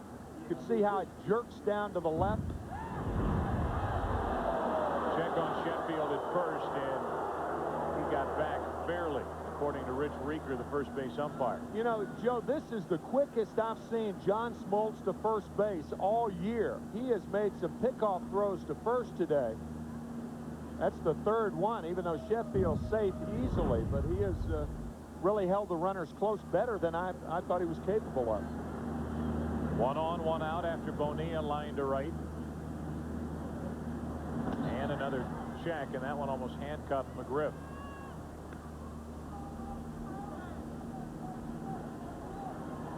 Darren Dalton is 0 for 2, struck out, popped up.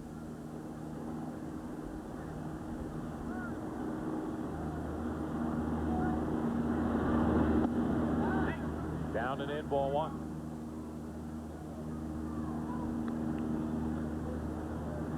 Dalton came into today's game having played 16 games for Jim Leyland, sitting .297 with a home run and 6 driven in. 12 home runs on the year and 48 RBIs. Runner at first, 1 out, and strike 1 on Dalton. You know Darren Dalton well. It looked like he had hung it up, and he had hung it up for good. But he worked hard with Hap Hudson, a trainer with the Philadelphia Phillies, down in Clearwater, worked his way back to the point where this spring they were wondering where they were going to play him. Started off in right field. His catching days were over. 9 operations on both knees. Oh, what a great play by Lopez. I mean, he has just really been bouncing around behind the plate today. This is a remarkable save by Javier Lopez. John Smoltz perhaps with his best slider of the year. He just keeps going and going and going like the Energizer rabbit. That was a terrific play by the Atlanta catcher. 2 balls and a strike. Dalton pops it up left side, and that will get out of play. 2-2.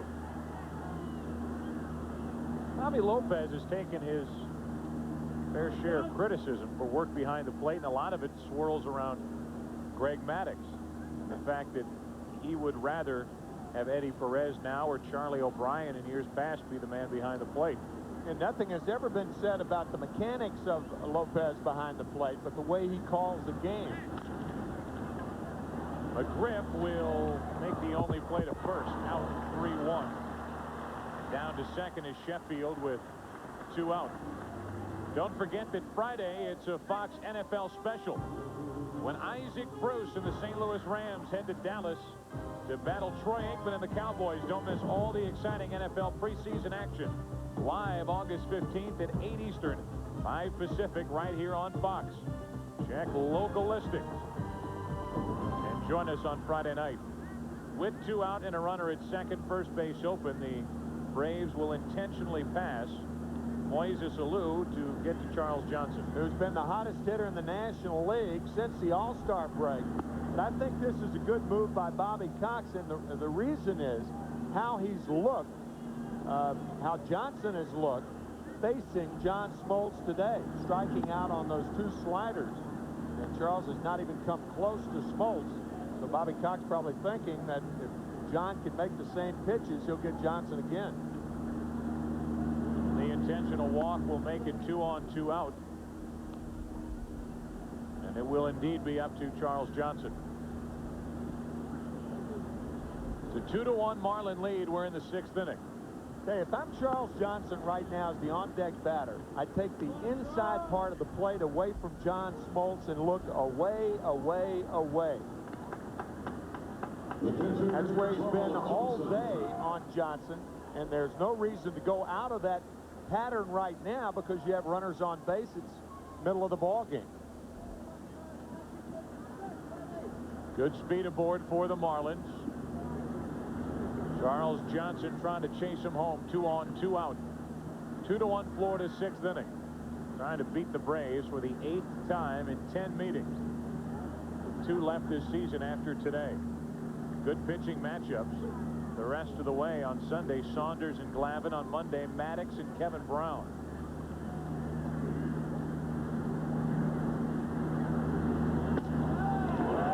We're going to show you the 2 pitches on which Charles Johnson struck out. The first time up, slider away. Second time up, slider away. First pitch from Smoltz, third time up, fastball away. 2 on, 2 out, 0-1 the count. Outside again, it missed. 1-1.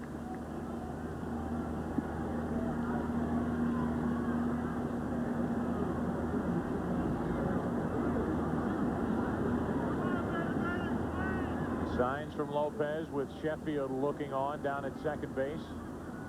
The 1-1 pitch. Couldn't catch up. Strike 2. Braves are using second sign because Lopez went 2-1-3 wiggle. So what they're using is the second sign as the pitch. So you expect the slider here. Yep. 2 on, 2 out. Slider, see ya. Second sign, 8th strikeout. A hit and intentional walk in the inning. Bottom of the 6th inning, 2-1 Florida.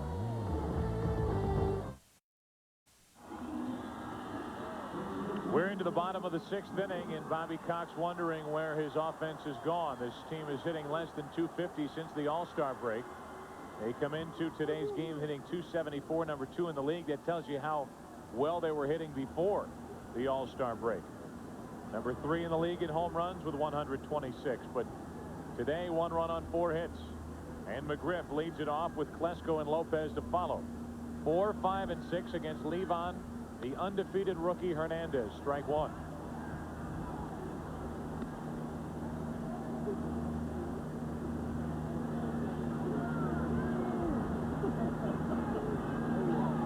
Oh, and 1 to count.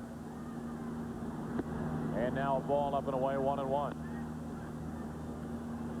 You look at the numbers before and after the All-Star break, a big dip offensively for the Atlanta Braves. And that bottom line is the most important one, record 16 and 14 since the break. And it's come with the decline in offense because this pitching, while it struggled at times in the bullpen, the number 5 starter shaky, top 4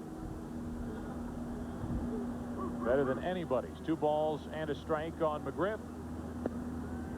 3-1, and Levon Hernandez likes to live dangerously. He's fallen behind more hitters than not.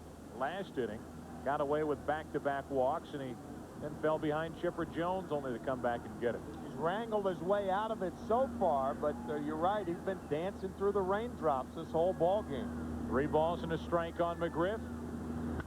And that's well hit into left center field. Alou on the run, can't get it to the wall, and McGriff has a leadoff double.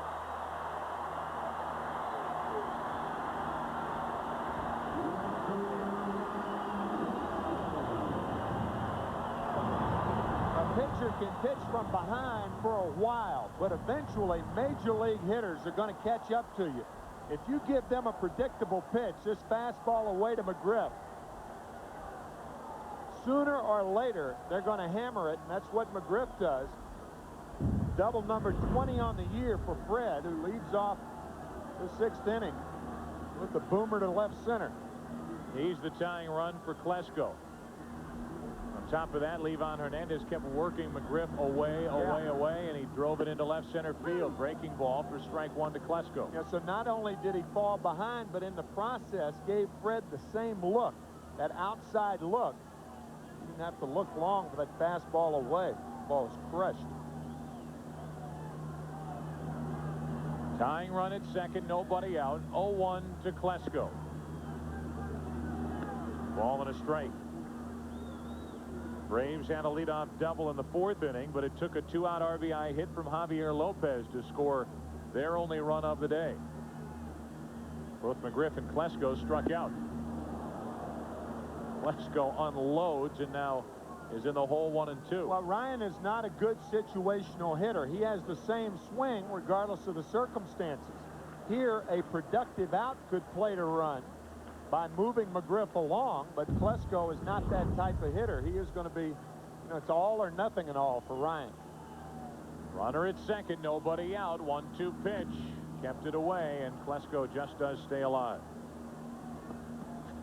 With runners in scoring position, the Marlins 1 for 8, the Braves 1 for 7, and Klesko does not want to tie Atlanta, or the Marlins, I should say, in that category with this at bat here. Again, even if you don't get a hit to drive the run in, try to be productive with the out by moving the runner over.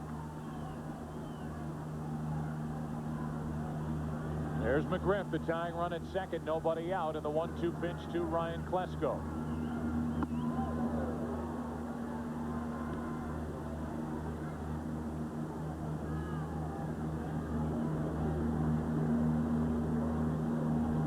Klesko came in hitting .249. He's driven in 65. He's hit 18 home runs. And these two trying to figure a way to get him. 2 balls, 2 strikes.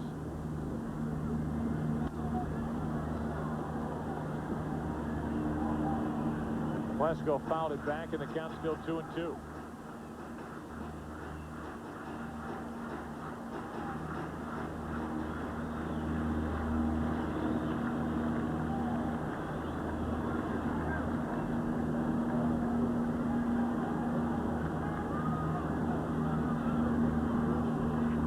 Tying run in scoring position for Atlanta, the 2-2 to Ryan Klesko. Just missed, down and in, full count. And Hernandez lets Klesko get the advantage now after having him set up 1-2. Both catchers, Lopez and Johnson, are using the second sign. So you folks at home, for these innings, privy to what the catchers are calling. This is going to be a breaking ball right here, probably away to Klesko. It isn't, and Klesko does his job with a ground ball to the second baseman Counsell. Over to third is McGriff. He's there with 1 out. That is a terrific at bat by Ryan Klesko. He got the breaking ball. It was supposed to be away. As you said, Joe, it was not away. And with that ground ball to the right side, Jim Leland's going to make a pitching change. That's the breaking ball in there to Klesko. The breaking ball misses away, and now the fastball. Breaking ball fouled off. Fastball misses inside. It's 2-2 to Klesko, and he misses with the fastball, and now the breaking ball hit to the right side. That is just a terrific at bat by Ryan Klesko to move McGriff to third. Livan Hernandez, in his bid to start the season 7-0, will hand it to the Florida bullpen in the 6th.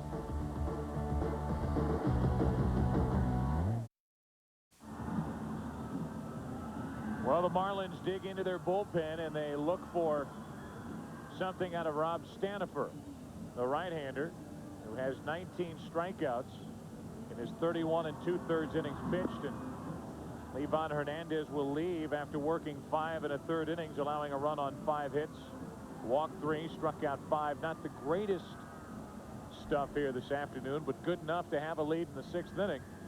The Braves have the tying run at third, 1 out, and Javier Lopez coming to the plate. I think the first thing you mentioned, Joe, is the first thing that Jim Leland is thinking about right now, and that's strikeouts. Javier Lopez hit the good slider off Hernandez the last time up, driving in the only Brave run of the ball game. And Jim Leland, realizing this is the 3rd time through the order, a guy like Lopez adjusting to Hernandez, so he runs a different look in there in the person of Rob Stanifer.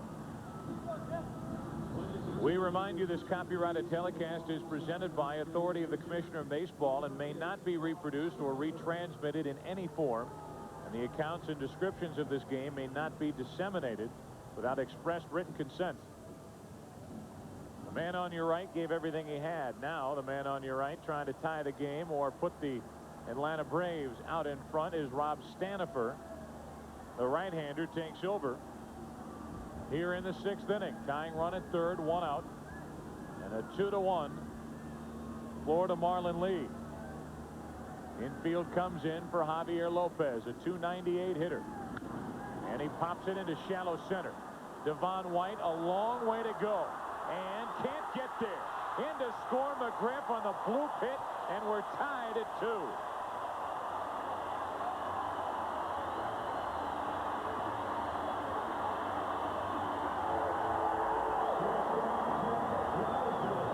Sometimes playing the infield in backfires against managers. Jim Leyland forced to play his infield in, but because Counsell is so far in, he's got too far to go. He has to give way to Devon White, who was respecting Lopez's power, and the ball drops in no man's land. What a break for the Braves. And they'll tell you it's about time against the Florida Marlins. Yeah. 1 on, 1 out, 2-2 game. And Levon Hernandez's bid to start the season 7-0 will be put on hold.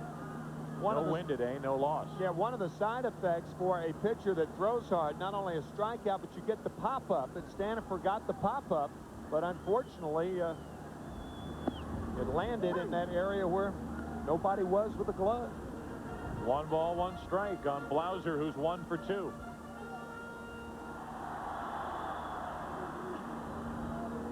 So Stanifer allows the inherited runner to score, although he did get the pop-up. And with 1 on, 1 out, Blauser shoots one over the head of Counsell into right. And Lopez will stop at second, 2 on, 1 out. And 3 hits in the inning for Atlanta.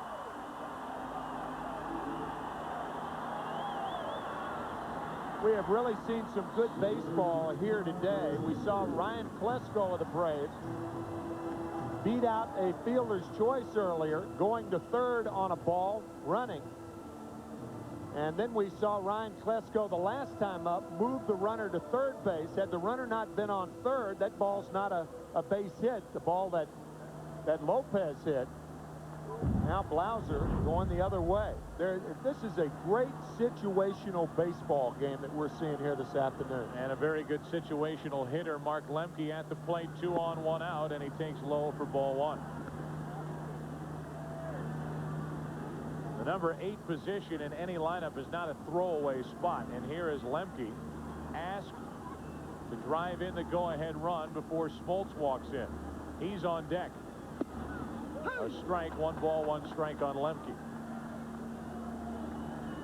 Good hitting pitcher, but Lemke would like to be the one to do it. A run on 3 hits in the inning, 2 on, 1 out. And Stanifer falls behind 2-1.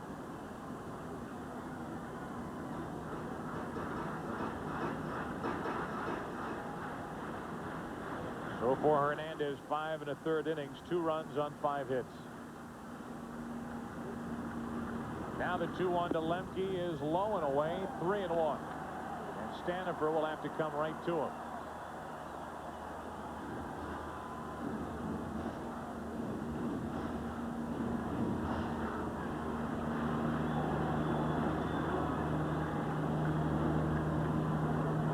Three balls and a strike on Lemke, 2 on, 1 out. And up the middle, a base hit. Here comes Lopez. Devon White has no play. 3-2 Atlanta on a hit by Lemke.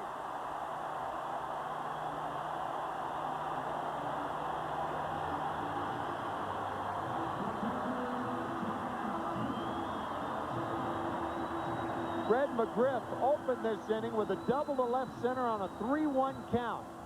And now Mark Lemke on a 3-1 count. Singles up the middle. That is a repetition that pitching coaches hate to hear.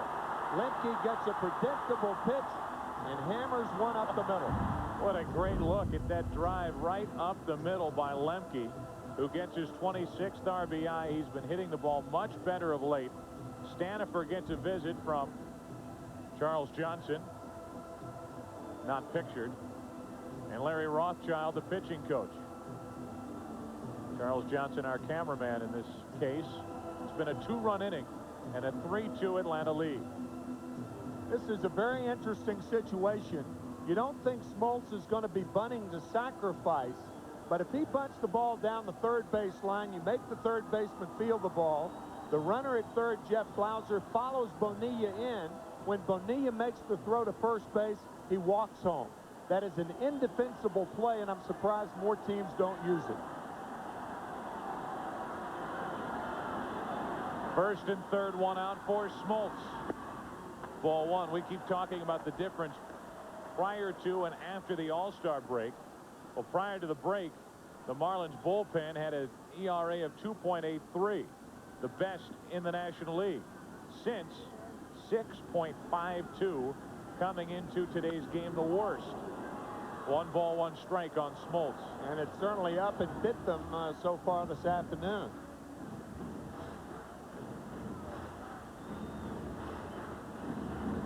To follow up on a point made earlier, this is only the 13th inning. The Braves have had a lead in the 54 played between these two teams over the last 6 games in just 10 days. Stanifer right now is the pitcher of record for the Marlins. He allowed an inherited runner to score. And then the rally put on by 3 straight hits from Lopez, Blauser, and Lemke. The 1-1 to Smoltz, showing bunt. Drops down a perfect bunt. Safety squeeze in to score Blauser, and it's a 4-2 Atlanta lead.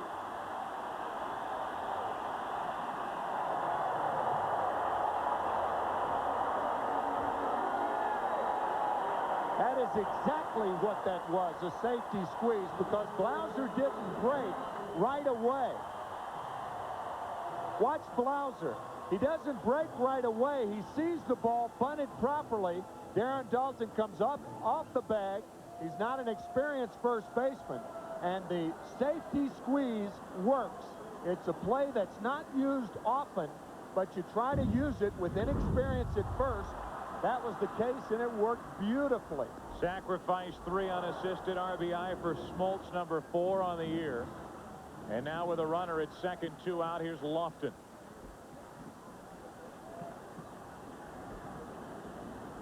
Smoltz drops down a perfect bunt. And Blauser at third base worked that perfectly. That was a great shot, guys, of Smoltz squaring around late. Blauser waiting to pick the ball up where the bunt was and then coming home. Had the suicide squeeze been on, Blauser breaks immediately. Here it is once again. Watch Blauser. He's very tentative at third. He waits to see the ball put in play, and then he scores. That is a definition of the safety squeeze right there. Now Stanifer falls behind Lofton, 3-1. It's been a 3-run inning for Atlanta. They lead by 2. They have Lemke at second, 2 out. Lofton looking for RBI number 37. Instead, it's a walk, and it's 2 on, 2 out.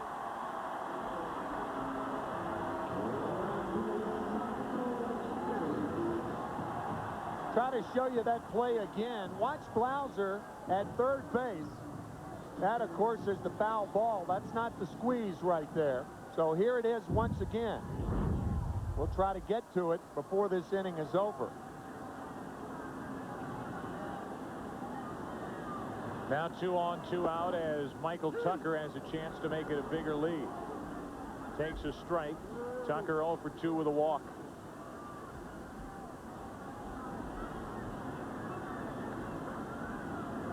Two on, 2 out, and that's strike 2.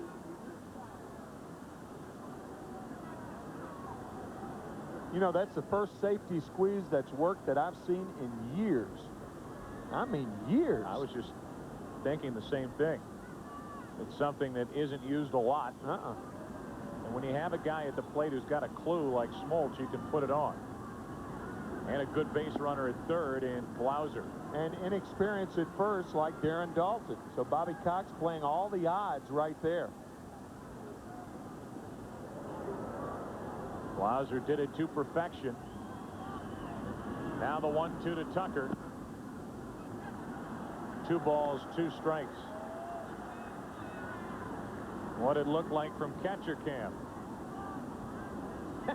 That's about right. Look back. Well, you see the bunt, and then you're looking at the runner at third base to see what he's doing. 2 on, 2 out, and Tucker keeps it 2-2. And it has been a long inning for Stanifer. Hernandez started the inning. The double by McGriff got it started. Then Klesko moved him over. That brought the infield in, and that made the pop-up off the bat of Lopez good for an RBI single. Now 2 on, 2 out, and Tucker went up after one.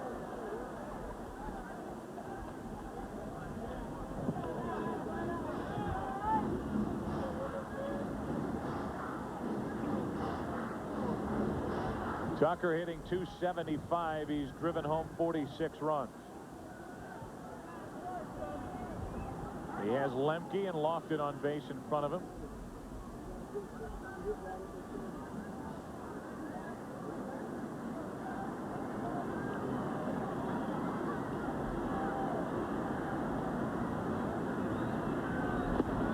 And now a full count, and the runners will take off.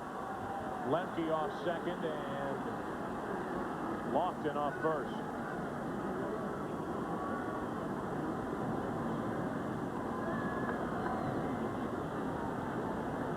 The 3-2 from Stanifer. Runners go, and that should end the inning. Dalton makes the play at will. 3 runs on 4 hits, 2 left. The Braves have left 7. Smoltz doing a little bit of everything today. Back for the 7th after this from your local station.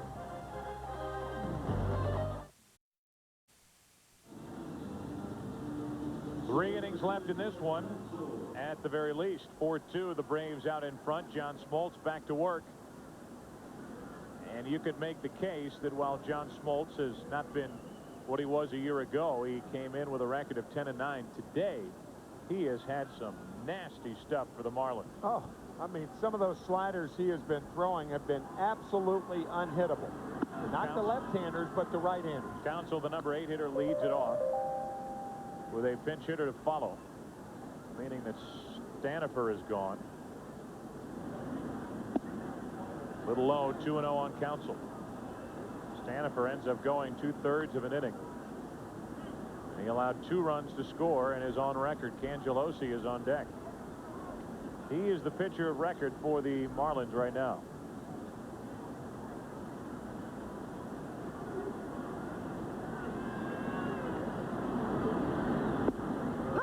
There's a strike, 2-1. Counsell taking all the way.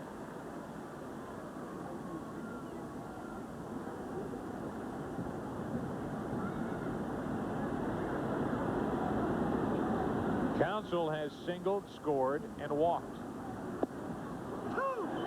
2-2. Each number 8 hitter has made a difference in this game. Lemke for Atlanta, the RBI hit in that 3-run 6th inning. Counsell waits for the 2-2. He's been on base 3 times today.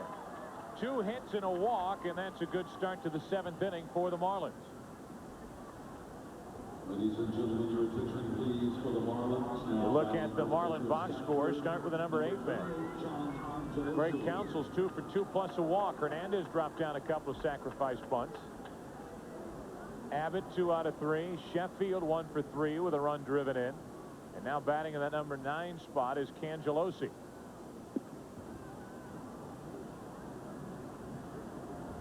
Cangelosi walks in after the leadoff hit. And that's 5 hits allowed now by Smoltz. 8 strikeouts. He's walked 3, 1 intentionally. Cangelosi takes a ball.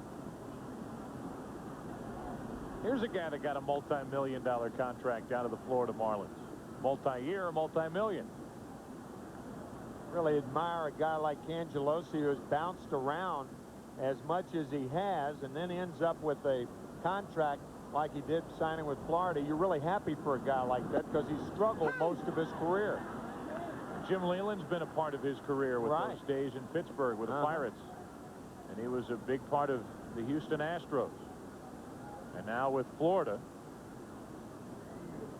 Surprised he wasn't in the starting lineup with those numbers, and he gets his chance here in the 7th inning. 1 on, nobody out. And Smoltz falls behind 2-1. That's 10 for 18. Cangelosi against Smoltz. And a hit by the pitcher. John Smoltz hitting John Cangelosi 4 years ago, right in the middle of the back, after a Ryan Thompson grand slam home run. And the diminutive Cangelosi charges the 6'3" Smoltz. I remember that. Yeah, yeah.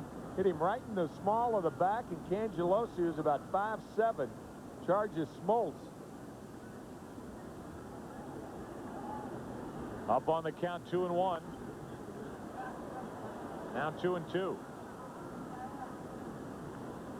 Cangelosi does a little bit of everything for the Marlins. He's even pitched through an inning earlier this season down in Miami. Chad Fox, the right-hander. Alan Embry, the left-hander, getting ready for the Braves in their bullpen. 1 on, nobody out. 2 balls, 2 strikes on Cangelosi with Devon White on deck. To the right side, McGriff will throw to second, out. Back to first. Got them both.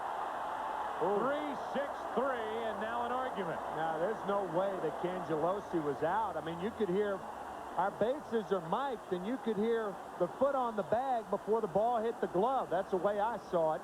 Obviously, not the way Rich Rieker saw it. McGriff gets rid of this ball in a hurry. Fine throw to Blauser. Quick return. Oh, no. He was safe. You could hear the foot hit the bag. Here it is again.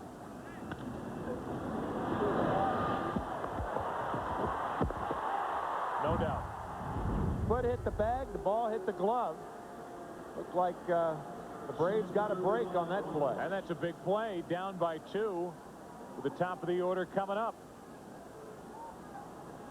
Oh, not even close.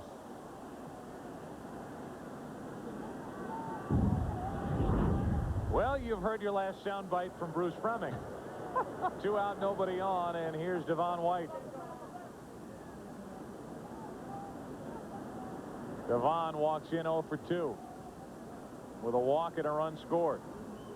That might be the first 3-6-3 double play Cangelosi's ever hit into. You know, speed from the left side as fast as he runs. You talked about it earlier, the difference between a left-handed and a right-handed first baseman. Yeah. A right-handed first baseman, there's no chance to even make it close. No, exactly. You probably don't even get a return throw for Blauser. But as you can see, a missed call, and the Marlins, instead of having 1 on, 1 out, and the tying run coming up, have 2 out, nobody on, and an 0-2 count on Devon White. He was 0 for 2 with a walk and a run scored. Cangelosi knew it, put up the mild argument, but now has to sit and watch the rest of the afternoon. And not happy, I would imagine part of that being a little thing he had a couple of years ago with Smoltz. Those do not die. No, they do not die. You remember those forever.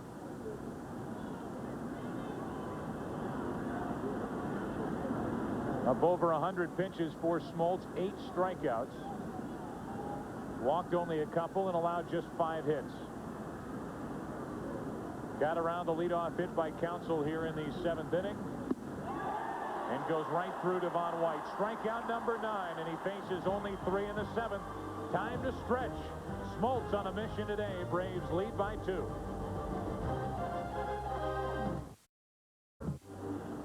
How can I strike thee out? Let me count the ways. Splitter. Slider. Fastball. Slider. Slider. Slider. Major slider. Slider. Major slider. Another major slider, and then the high fastball to Devon White. 9 strikeouts on the day for John Smoltz. He has some wicked stuff this afternoon. He hath great stuff. He hath great stuff. Yep, he does. We had a nice 7th inning stretch, and here's Felix Heredia, the left-hander, a record of 4-1, an ERA of 4.22, and one of 2 left-handers the Marlins throw at you out of the bullpen. He along with Dennis Cook. And Heredia will take it to the heart of the lineup for Atlanta. Jones, McGriff, Klesko. Those left-handed relievers know when you go to Atlanta or the Braves come to town, be ready. Chipper Jones, strike one. Chipper Jones has a hit today. He's 1 out of 3. Top 2 guys, a combined 0 for 5, but 3 walks thrown in there. McGriff, a big leadoff double in that 3-run 6th inning. Lopez has had a big day, 3 for 3 with a couple driven in. Bottom of the lineup has done great work for Atlanta, 6 through 9. 4 RBIs, all 4 runs driven in. That's well hit down the right field line. Sheffield into the corner in fair territory.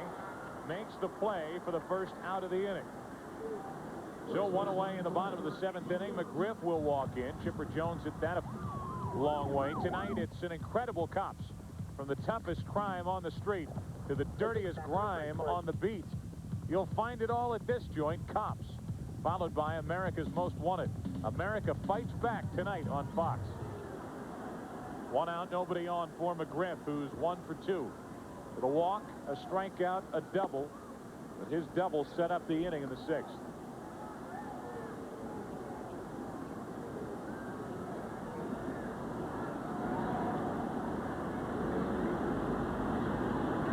McGriff hitting .280, takes a breaking ball high, 2-0.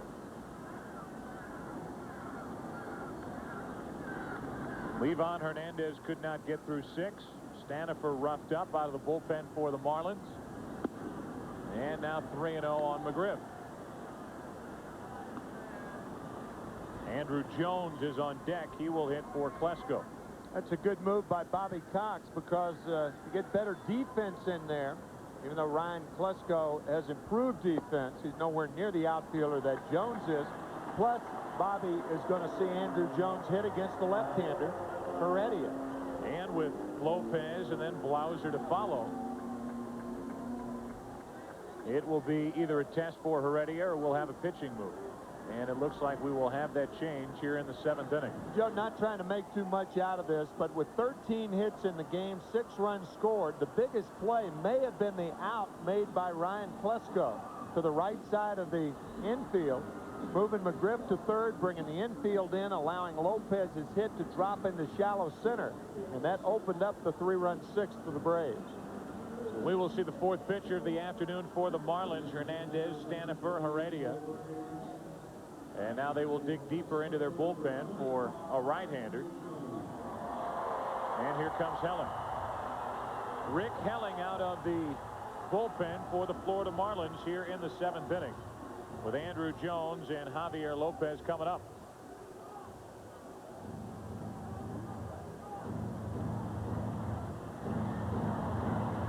From the catcher cam on the mask of Charles Johnson.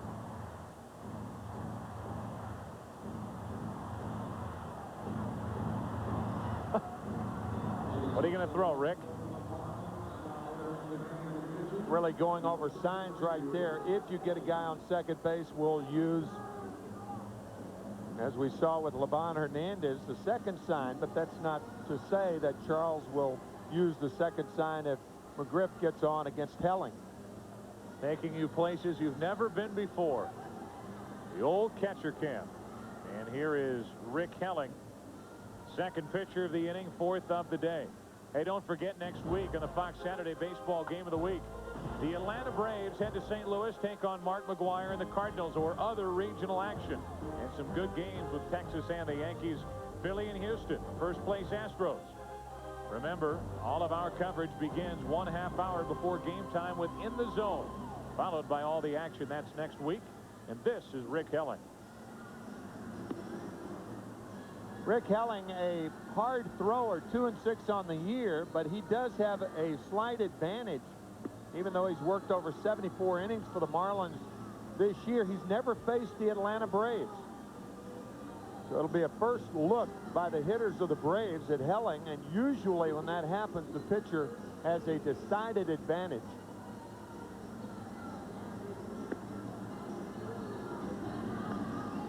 This Atlanta team came into this season thinking that they were going to do what they've been doing a lot more of lately.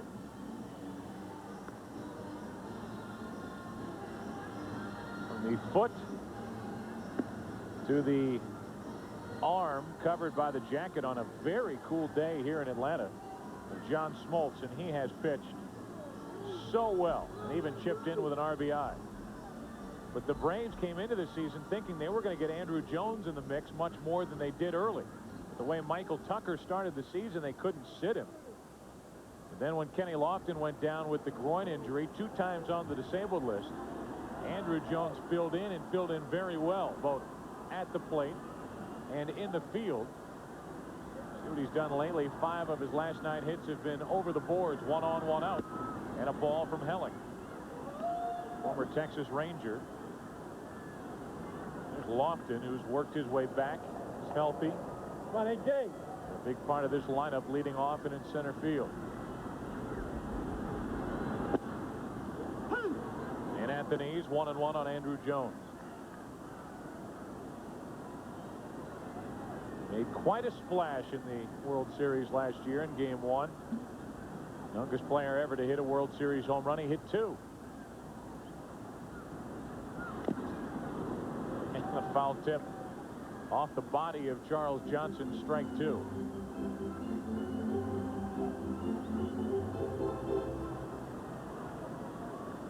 It's not easy playing back there, is it? No, it isn't. Nope. I mean, the grind of being smoked with foul tip after foul tip after foul tip, and the squatting and the wearing down in the hot months, catching in a town like Atlanta or Florida. That's popped up. Charles Johnson discards the mask and fights the wind to make the play, 2 out. You know, a term that is usually not used. There's our catcher cab at rest. Here it is. Say about that word that's not used after we take a look at this. Foul ball.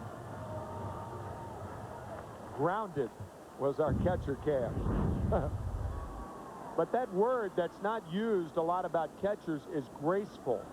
And Charles Johnson is perhaps the most graceful catcher that I've seen in the National League since Johnny Bench. 1 on, 2 out. The batter now is Javi Lopez. Takes a strike from Rick Helling. Lopez, a 3-for-3 day to get the average up to 300. He's driven in 51. He's hit 18 home runs.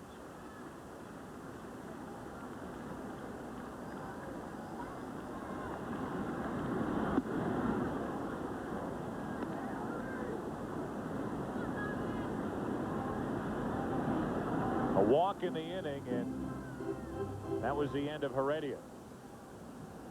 Helling came on to get Andrew Jones, and now the 1-1 to Javi Lopez.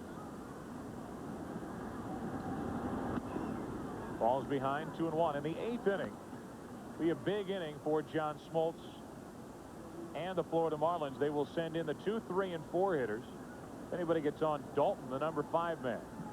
And as you look at the 6, 7, and 8 hitters for Atlanta, they've driven in 3 of the 4 runs, the other off the bat of Smoltz. A safety squeeze.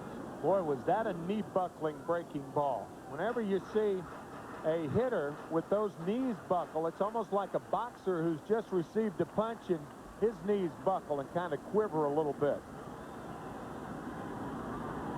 1 on, 2 out, and Lopez pops it into right. Sheffield waits for it, and he gets ready to bat in the 8th inning. It'll be Abbott, Sheffield, and Bonilla. The right guys coming up for the Marlins to do something about this 4-2 Atlanta lead.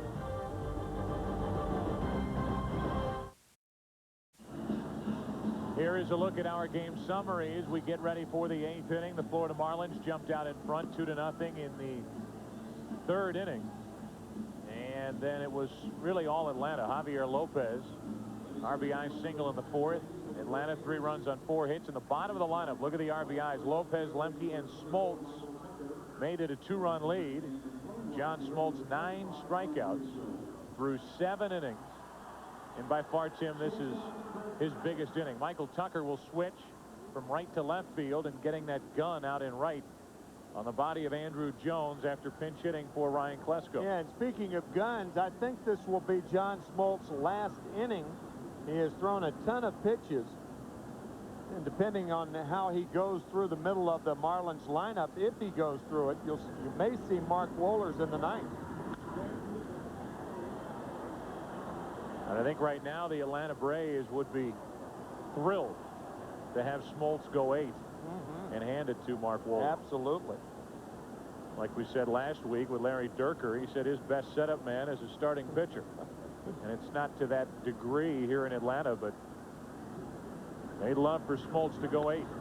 Strike 2 on Abbott, and he's still throwing hard, 89 miles per hour from the Atlanta right-hander.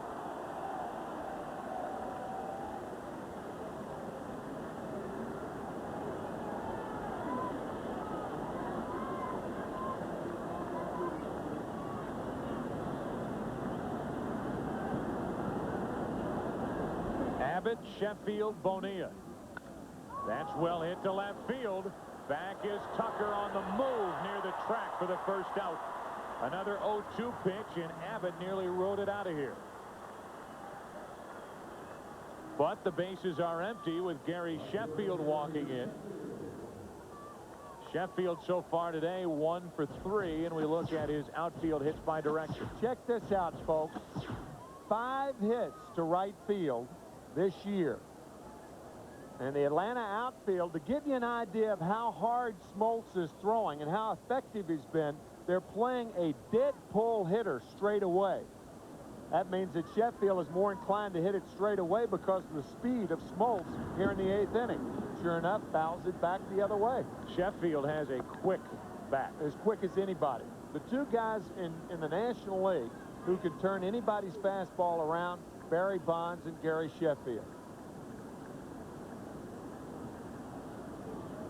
1 out, nobody on, 0-1 the count as Smoltz is taking care of the leadoff man, Abbott. To the left side for Blauser. Gets the high hop, and 2 out. Sheffield running hard, but Blauser had enough time to make the play. 2 gone, and the batter will be Bonilla.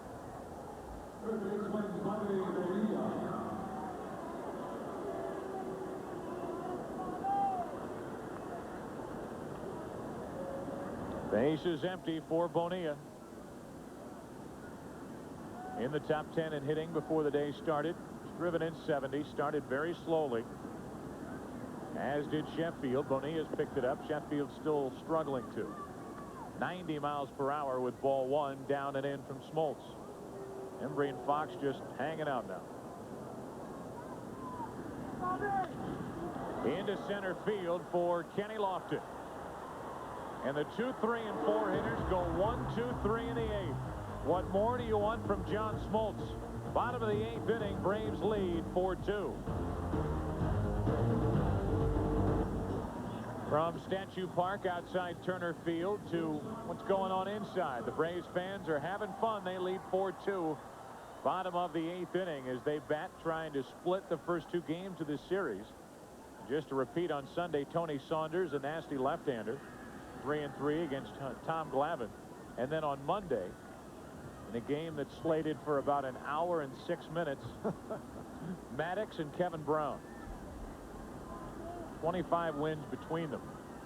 Don't expect a lot of loud hits in that game, do you? Oh, what a matchup on Monday. Here's a strike to Blauser.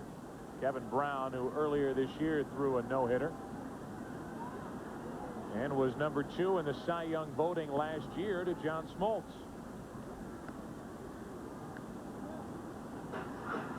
1-1 on Blauser.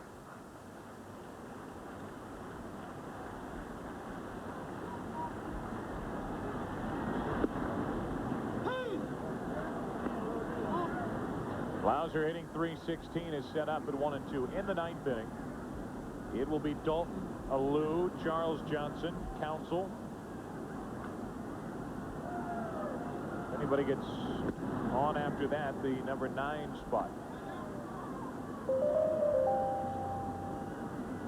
2 balls, 2 strikes on Blauser.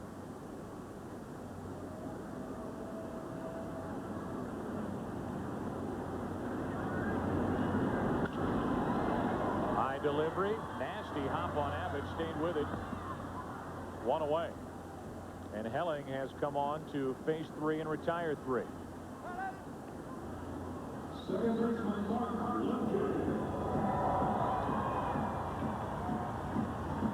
Here's Lemke. We mentioned Saunders pitching tomorrow for the Marlins. They have to feel pretty good about it. 3-0 against Atlanta in 1997 is Saunders. And he would become the first pitcher in the 1990s to beat the Atlanta Braves 4 times in a season. There's a strike to Lemke. Graffinino would be the pinch hitter, will be the pinch hitter after Lemke. As we take some of our last views with catcher cam, again, we thank Charles Johnson and the Marlins for allowing us to impose. Didn't have to say yes, but thanks again. Borderline pitch and ball 2, 2-1.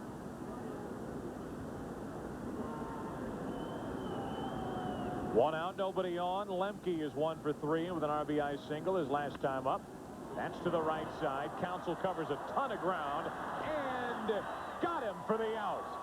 Counsell to his left, and Dalton had to scramble to get back to the bag on a heck of a play. 2 out in the 8th. Yeah, that's right, because Dalton went toward the ball immediately, but Counsell not only makes a fine pickup, but his off-balance throw nailed by Dalton. That was a brilliant play by the Marlins second baseman. I think the throw was more impressive than the play.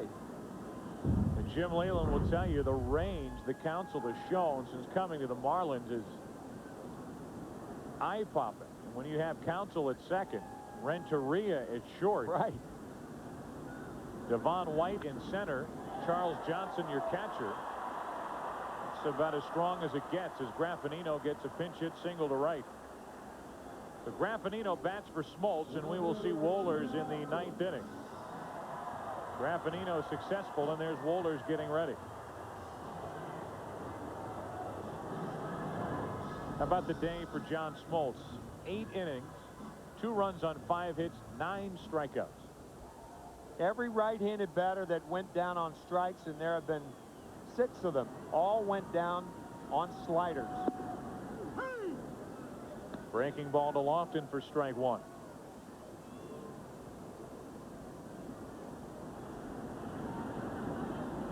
Kenny is 0 for 2 with a pair of walks.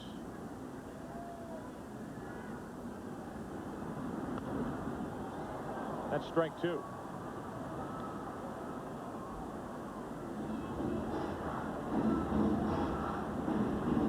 Rick Helling has done a fine job since taking over in the 7th. 2 out hit by Graffinino keeps this 8th inning alive for Atlanta. They lead by 2. 1 on, 2 out, and a check on Graffinino.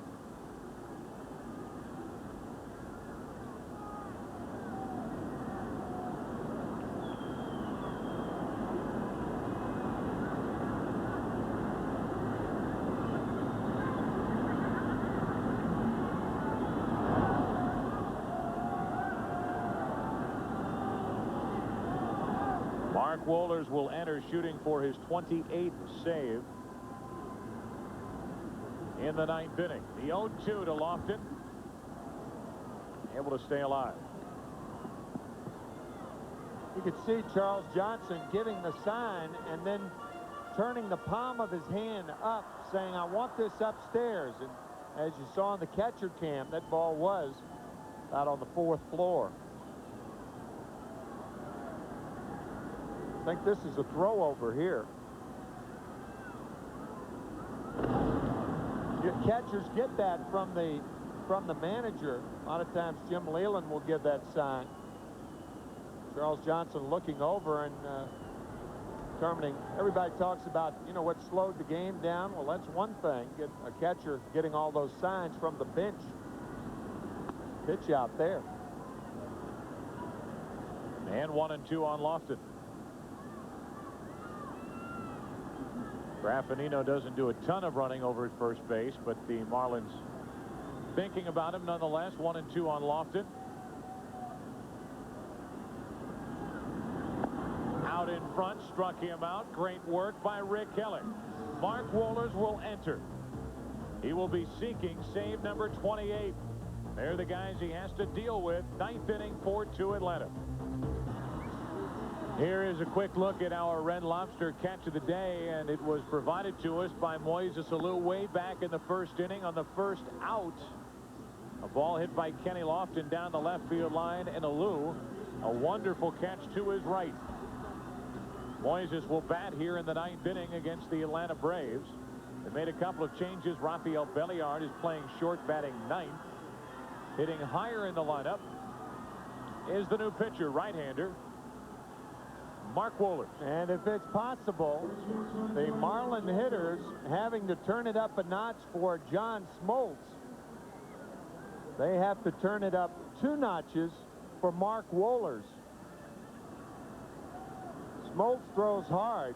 This guy can get it up to 100 occasionally. Darren Daulton first up, and he takes a ball. Daulton, so far this afternoon, is 0 for 3 with a strikeout, a pop-up, a ground-out. Hitting .265. He waits. Just low, 2-0, 95 on our radar gun. Hear a lot of people say, oh, he throws 100 miles an hour. Well, this is one who legitimately That's right. throws 100 miles an hour. Right. 3-0 on the leadoff hitter, Daulton.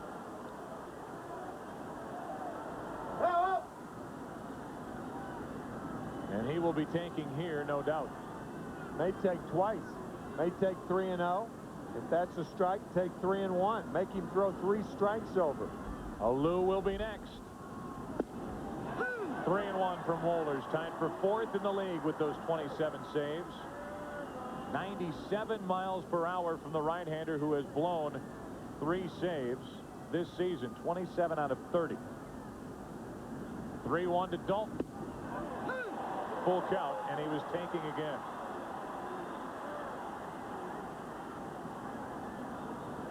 It's the way the game is played. You don't see it played that much anymore. Taking a strike when you're more than 1 run down in the 9th inning. Think of the logic behind it, because Darren Daulton just got the same pitch 3-2 that he got 3-1. Mark Wohlers, a guy who is better to hit when he is down in the strike zone. You are not going to hit the high fastball. So forget about it from the waist up to 2 strikes.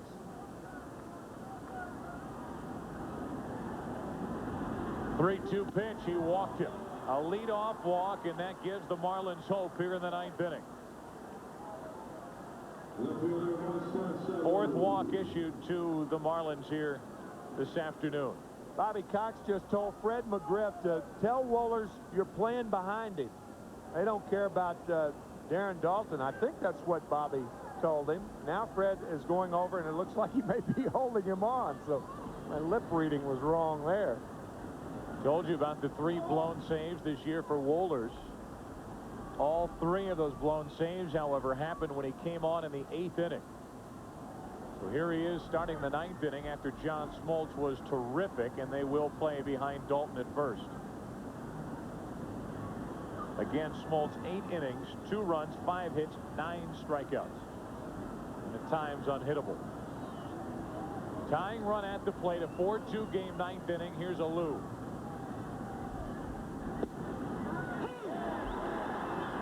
.95 over the outside corner, strike 1. That's unfair. That's one of those unfair pitches, because it is unhittable when you throw that hard, and you can slice a corner with that fastball.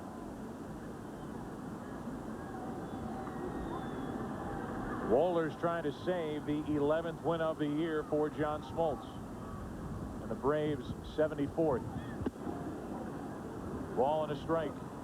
Tell you, Michael Tucker started the game off in right field, but now he's playing left field, and a lot of times you have to you keep a closer eye on an outfielder when he's changed from right to left late in the game. I don't think he knows how hard Mark Wohlers is throwing. I think he should be about 5 feet to his left, more toward left center. You are not going to pull Wohlers as hard as he's throwing. 1-1 pitch to the right side. goes the opposite way, and the first two are on here in the ninth inning. A walk and a single. And smart hitting by Alou. He took that high delivery and punched it into right, and Bobby Cox is shaking his head. No, that's exactly what it looked like Alou was doing. He didn't try to overpower the swing. A little flat-footed punch the other way. Almost like a tennis player who's got more shots in his bag other than the strong forearm. A little backhand shot the other way. Now 2 on with nobody out. And the Braves look like they expect to bunt. I don't think so. I don't think so either, for 2 reasons. You've got the red-hot Johnson at the plate, and it's tough to bunt Darren Dalton over to third. He's the lead runner. And that's strike 1. You're on the road. You're bunting for the lower part of the order, but sure enough, Chipper Jones is even with the bag at third base. That is very surprising defense by Chipper Jones at third. Maybe you can get away with it a little easier when it's Wohlers on the mound and it's your third baseman playing in because it's tougher to pull. But you would not expect the bunt. 2 on, nobody out. Strike 2.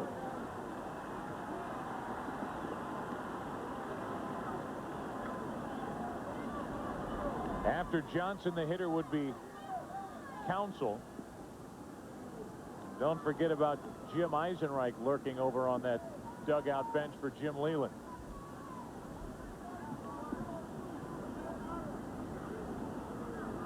Runners on at first and second, nobody out. There's Eisenreich, stationed right behind Leland. And the 0-2 to Charles Johnson.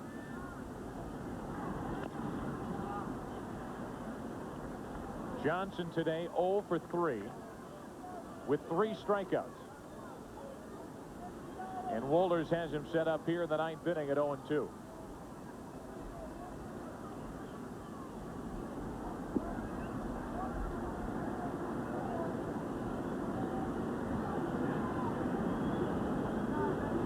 This crowd awful quiet with these Marlins rallying here in the ninth inning. The 0-2 to Johnson. Wouldn't chase it. Told you all afternoon the Marlins have won 7 of the 9 meetings with Atlanta this year, and they are 3-0 here at Turner Field in 1997.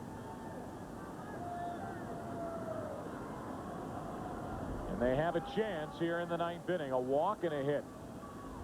Now the 1-2 to Charles Johnson.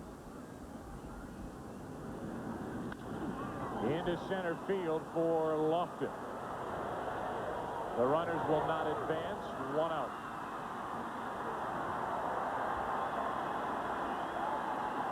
So Johnson avoids his 4th strikeout of the day, but a big first out.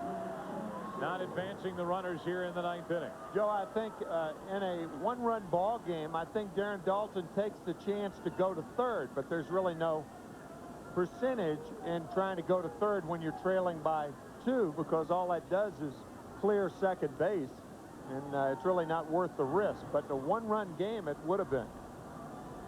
And maybe in a 1-run game, Dalton's not even out there. Yeah, that's right. 2 on, 1 out for Counsell. Eisenreich will be next, barring a game-ending double play. Counsell 2 for 2 with a walk. Strike 1.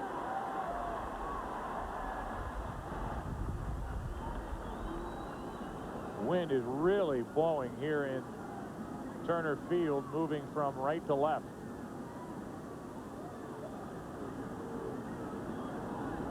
One for 8 with runners in scoring position today are the Marlins. 0-1 pitch. Checked his swing 1-1. You don't have too much time to make up your mind when Wohlers brings it to home plate. Yeah, as we said earlier, turn it up a notch or 2 notches.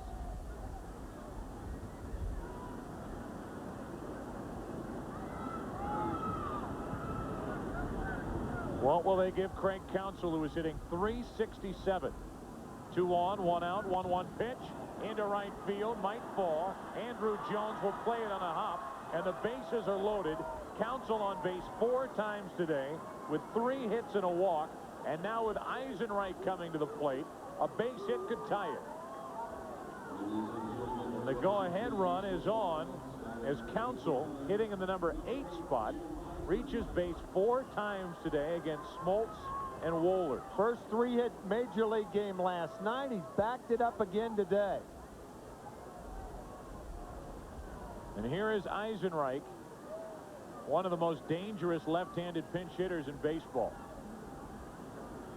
Sitting 277 overall this season.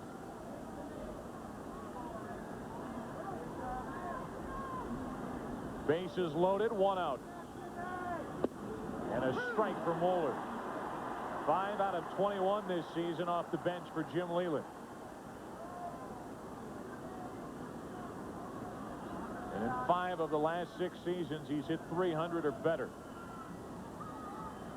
361 last year. Bases loaded, 1 out. Couldn't hold up, strike 2.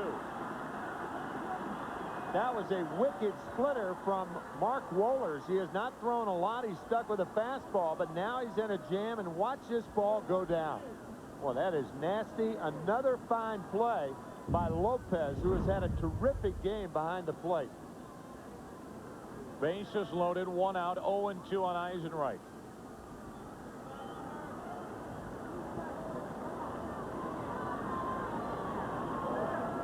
(4-2) Atlanta, 9th inning.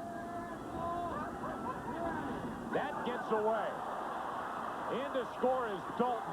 The other runners move up to second and third, and now a hit could put the Marlins out in front.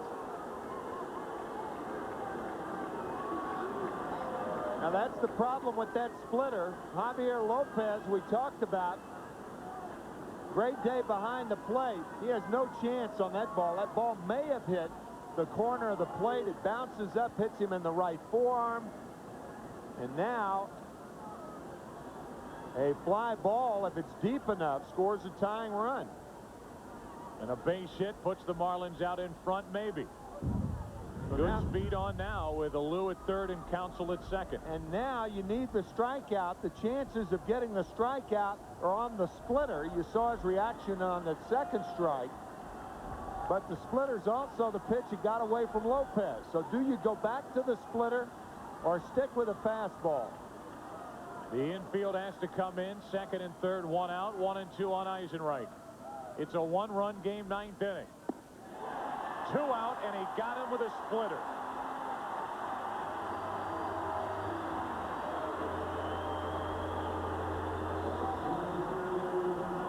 Gutsy call by Lopez, gutsy pitch by Wohlers. The bottom drops out of this baby. Man. And now it's up to Devon White. Eisenreich strikes out as a pinch hitter. And it's second and third, 2 out, Devon White coming up.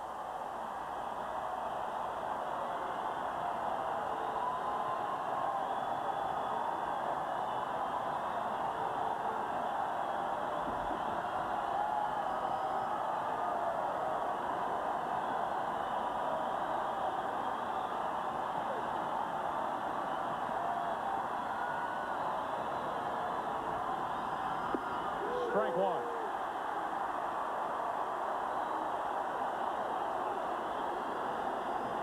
Braves fans waving the hankies instead of hoping they don't have to use them. Wohlers hanging on. The Braves lead by a run. 9th inning, second and third, 2 out. 0-1 to White. Strike 2.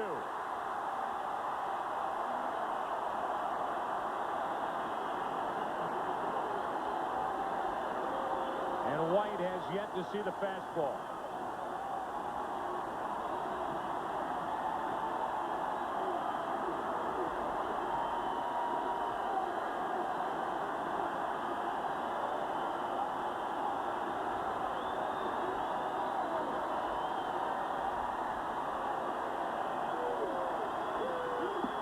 Ball game.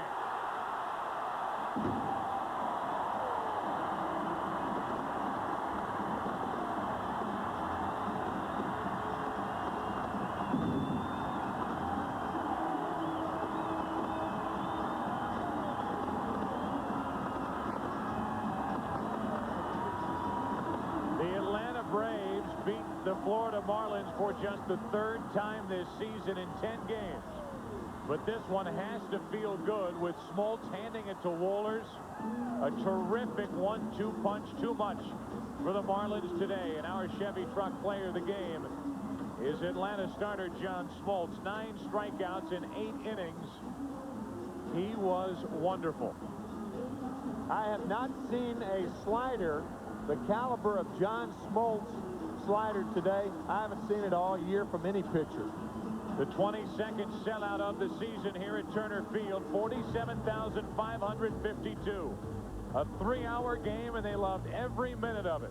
Smoltz over Stanifer, the Braves over the Marlins, 4-3.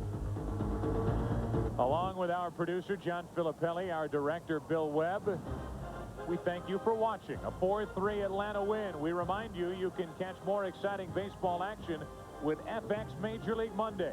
The Astros and the Mets, or the Reds at the Giants. Check local listings for the game in your area. And then don't forget next week, these Atlanta Braves are in St. Louis to take on Mark McGwire and the St. Louis Cardinals as they try to get back in the race. Or other exciting regional action. Our coverage begins 1/2 hour before game time with In the Zone. A fun afternoon in Atlanta, and the Braves finally defeat these Marlins for the first time this season here in Dixie. For Tim McCarver, I'm Joe Buck. So long from Atlanta, where the final score is 4-3 Braves. You've been watching Fox Sports coverage of Major League Baseball. Good night from Turner Field.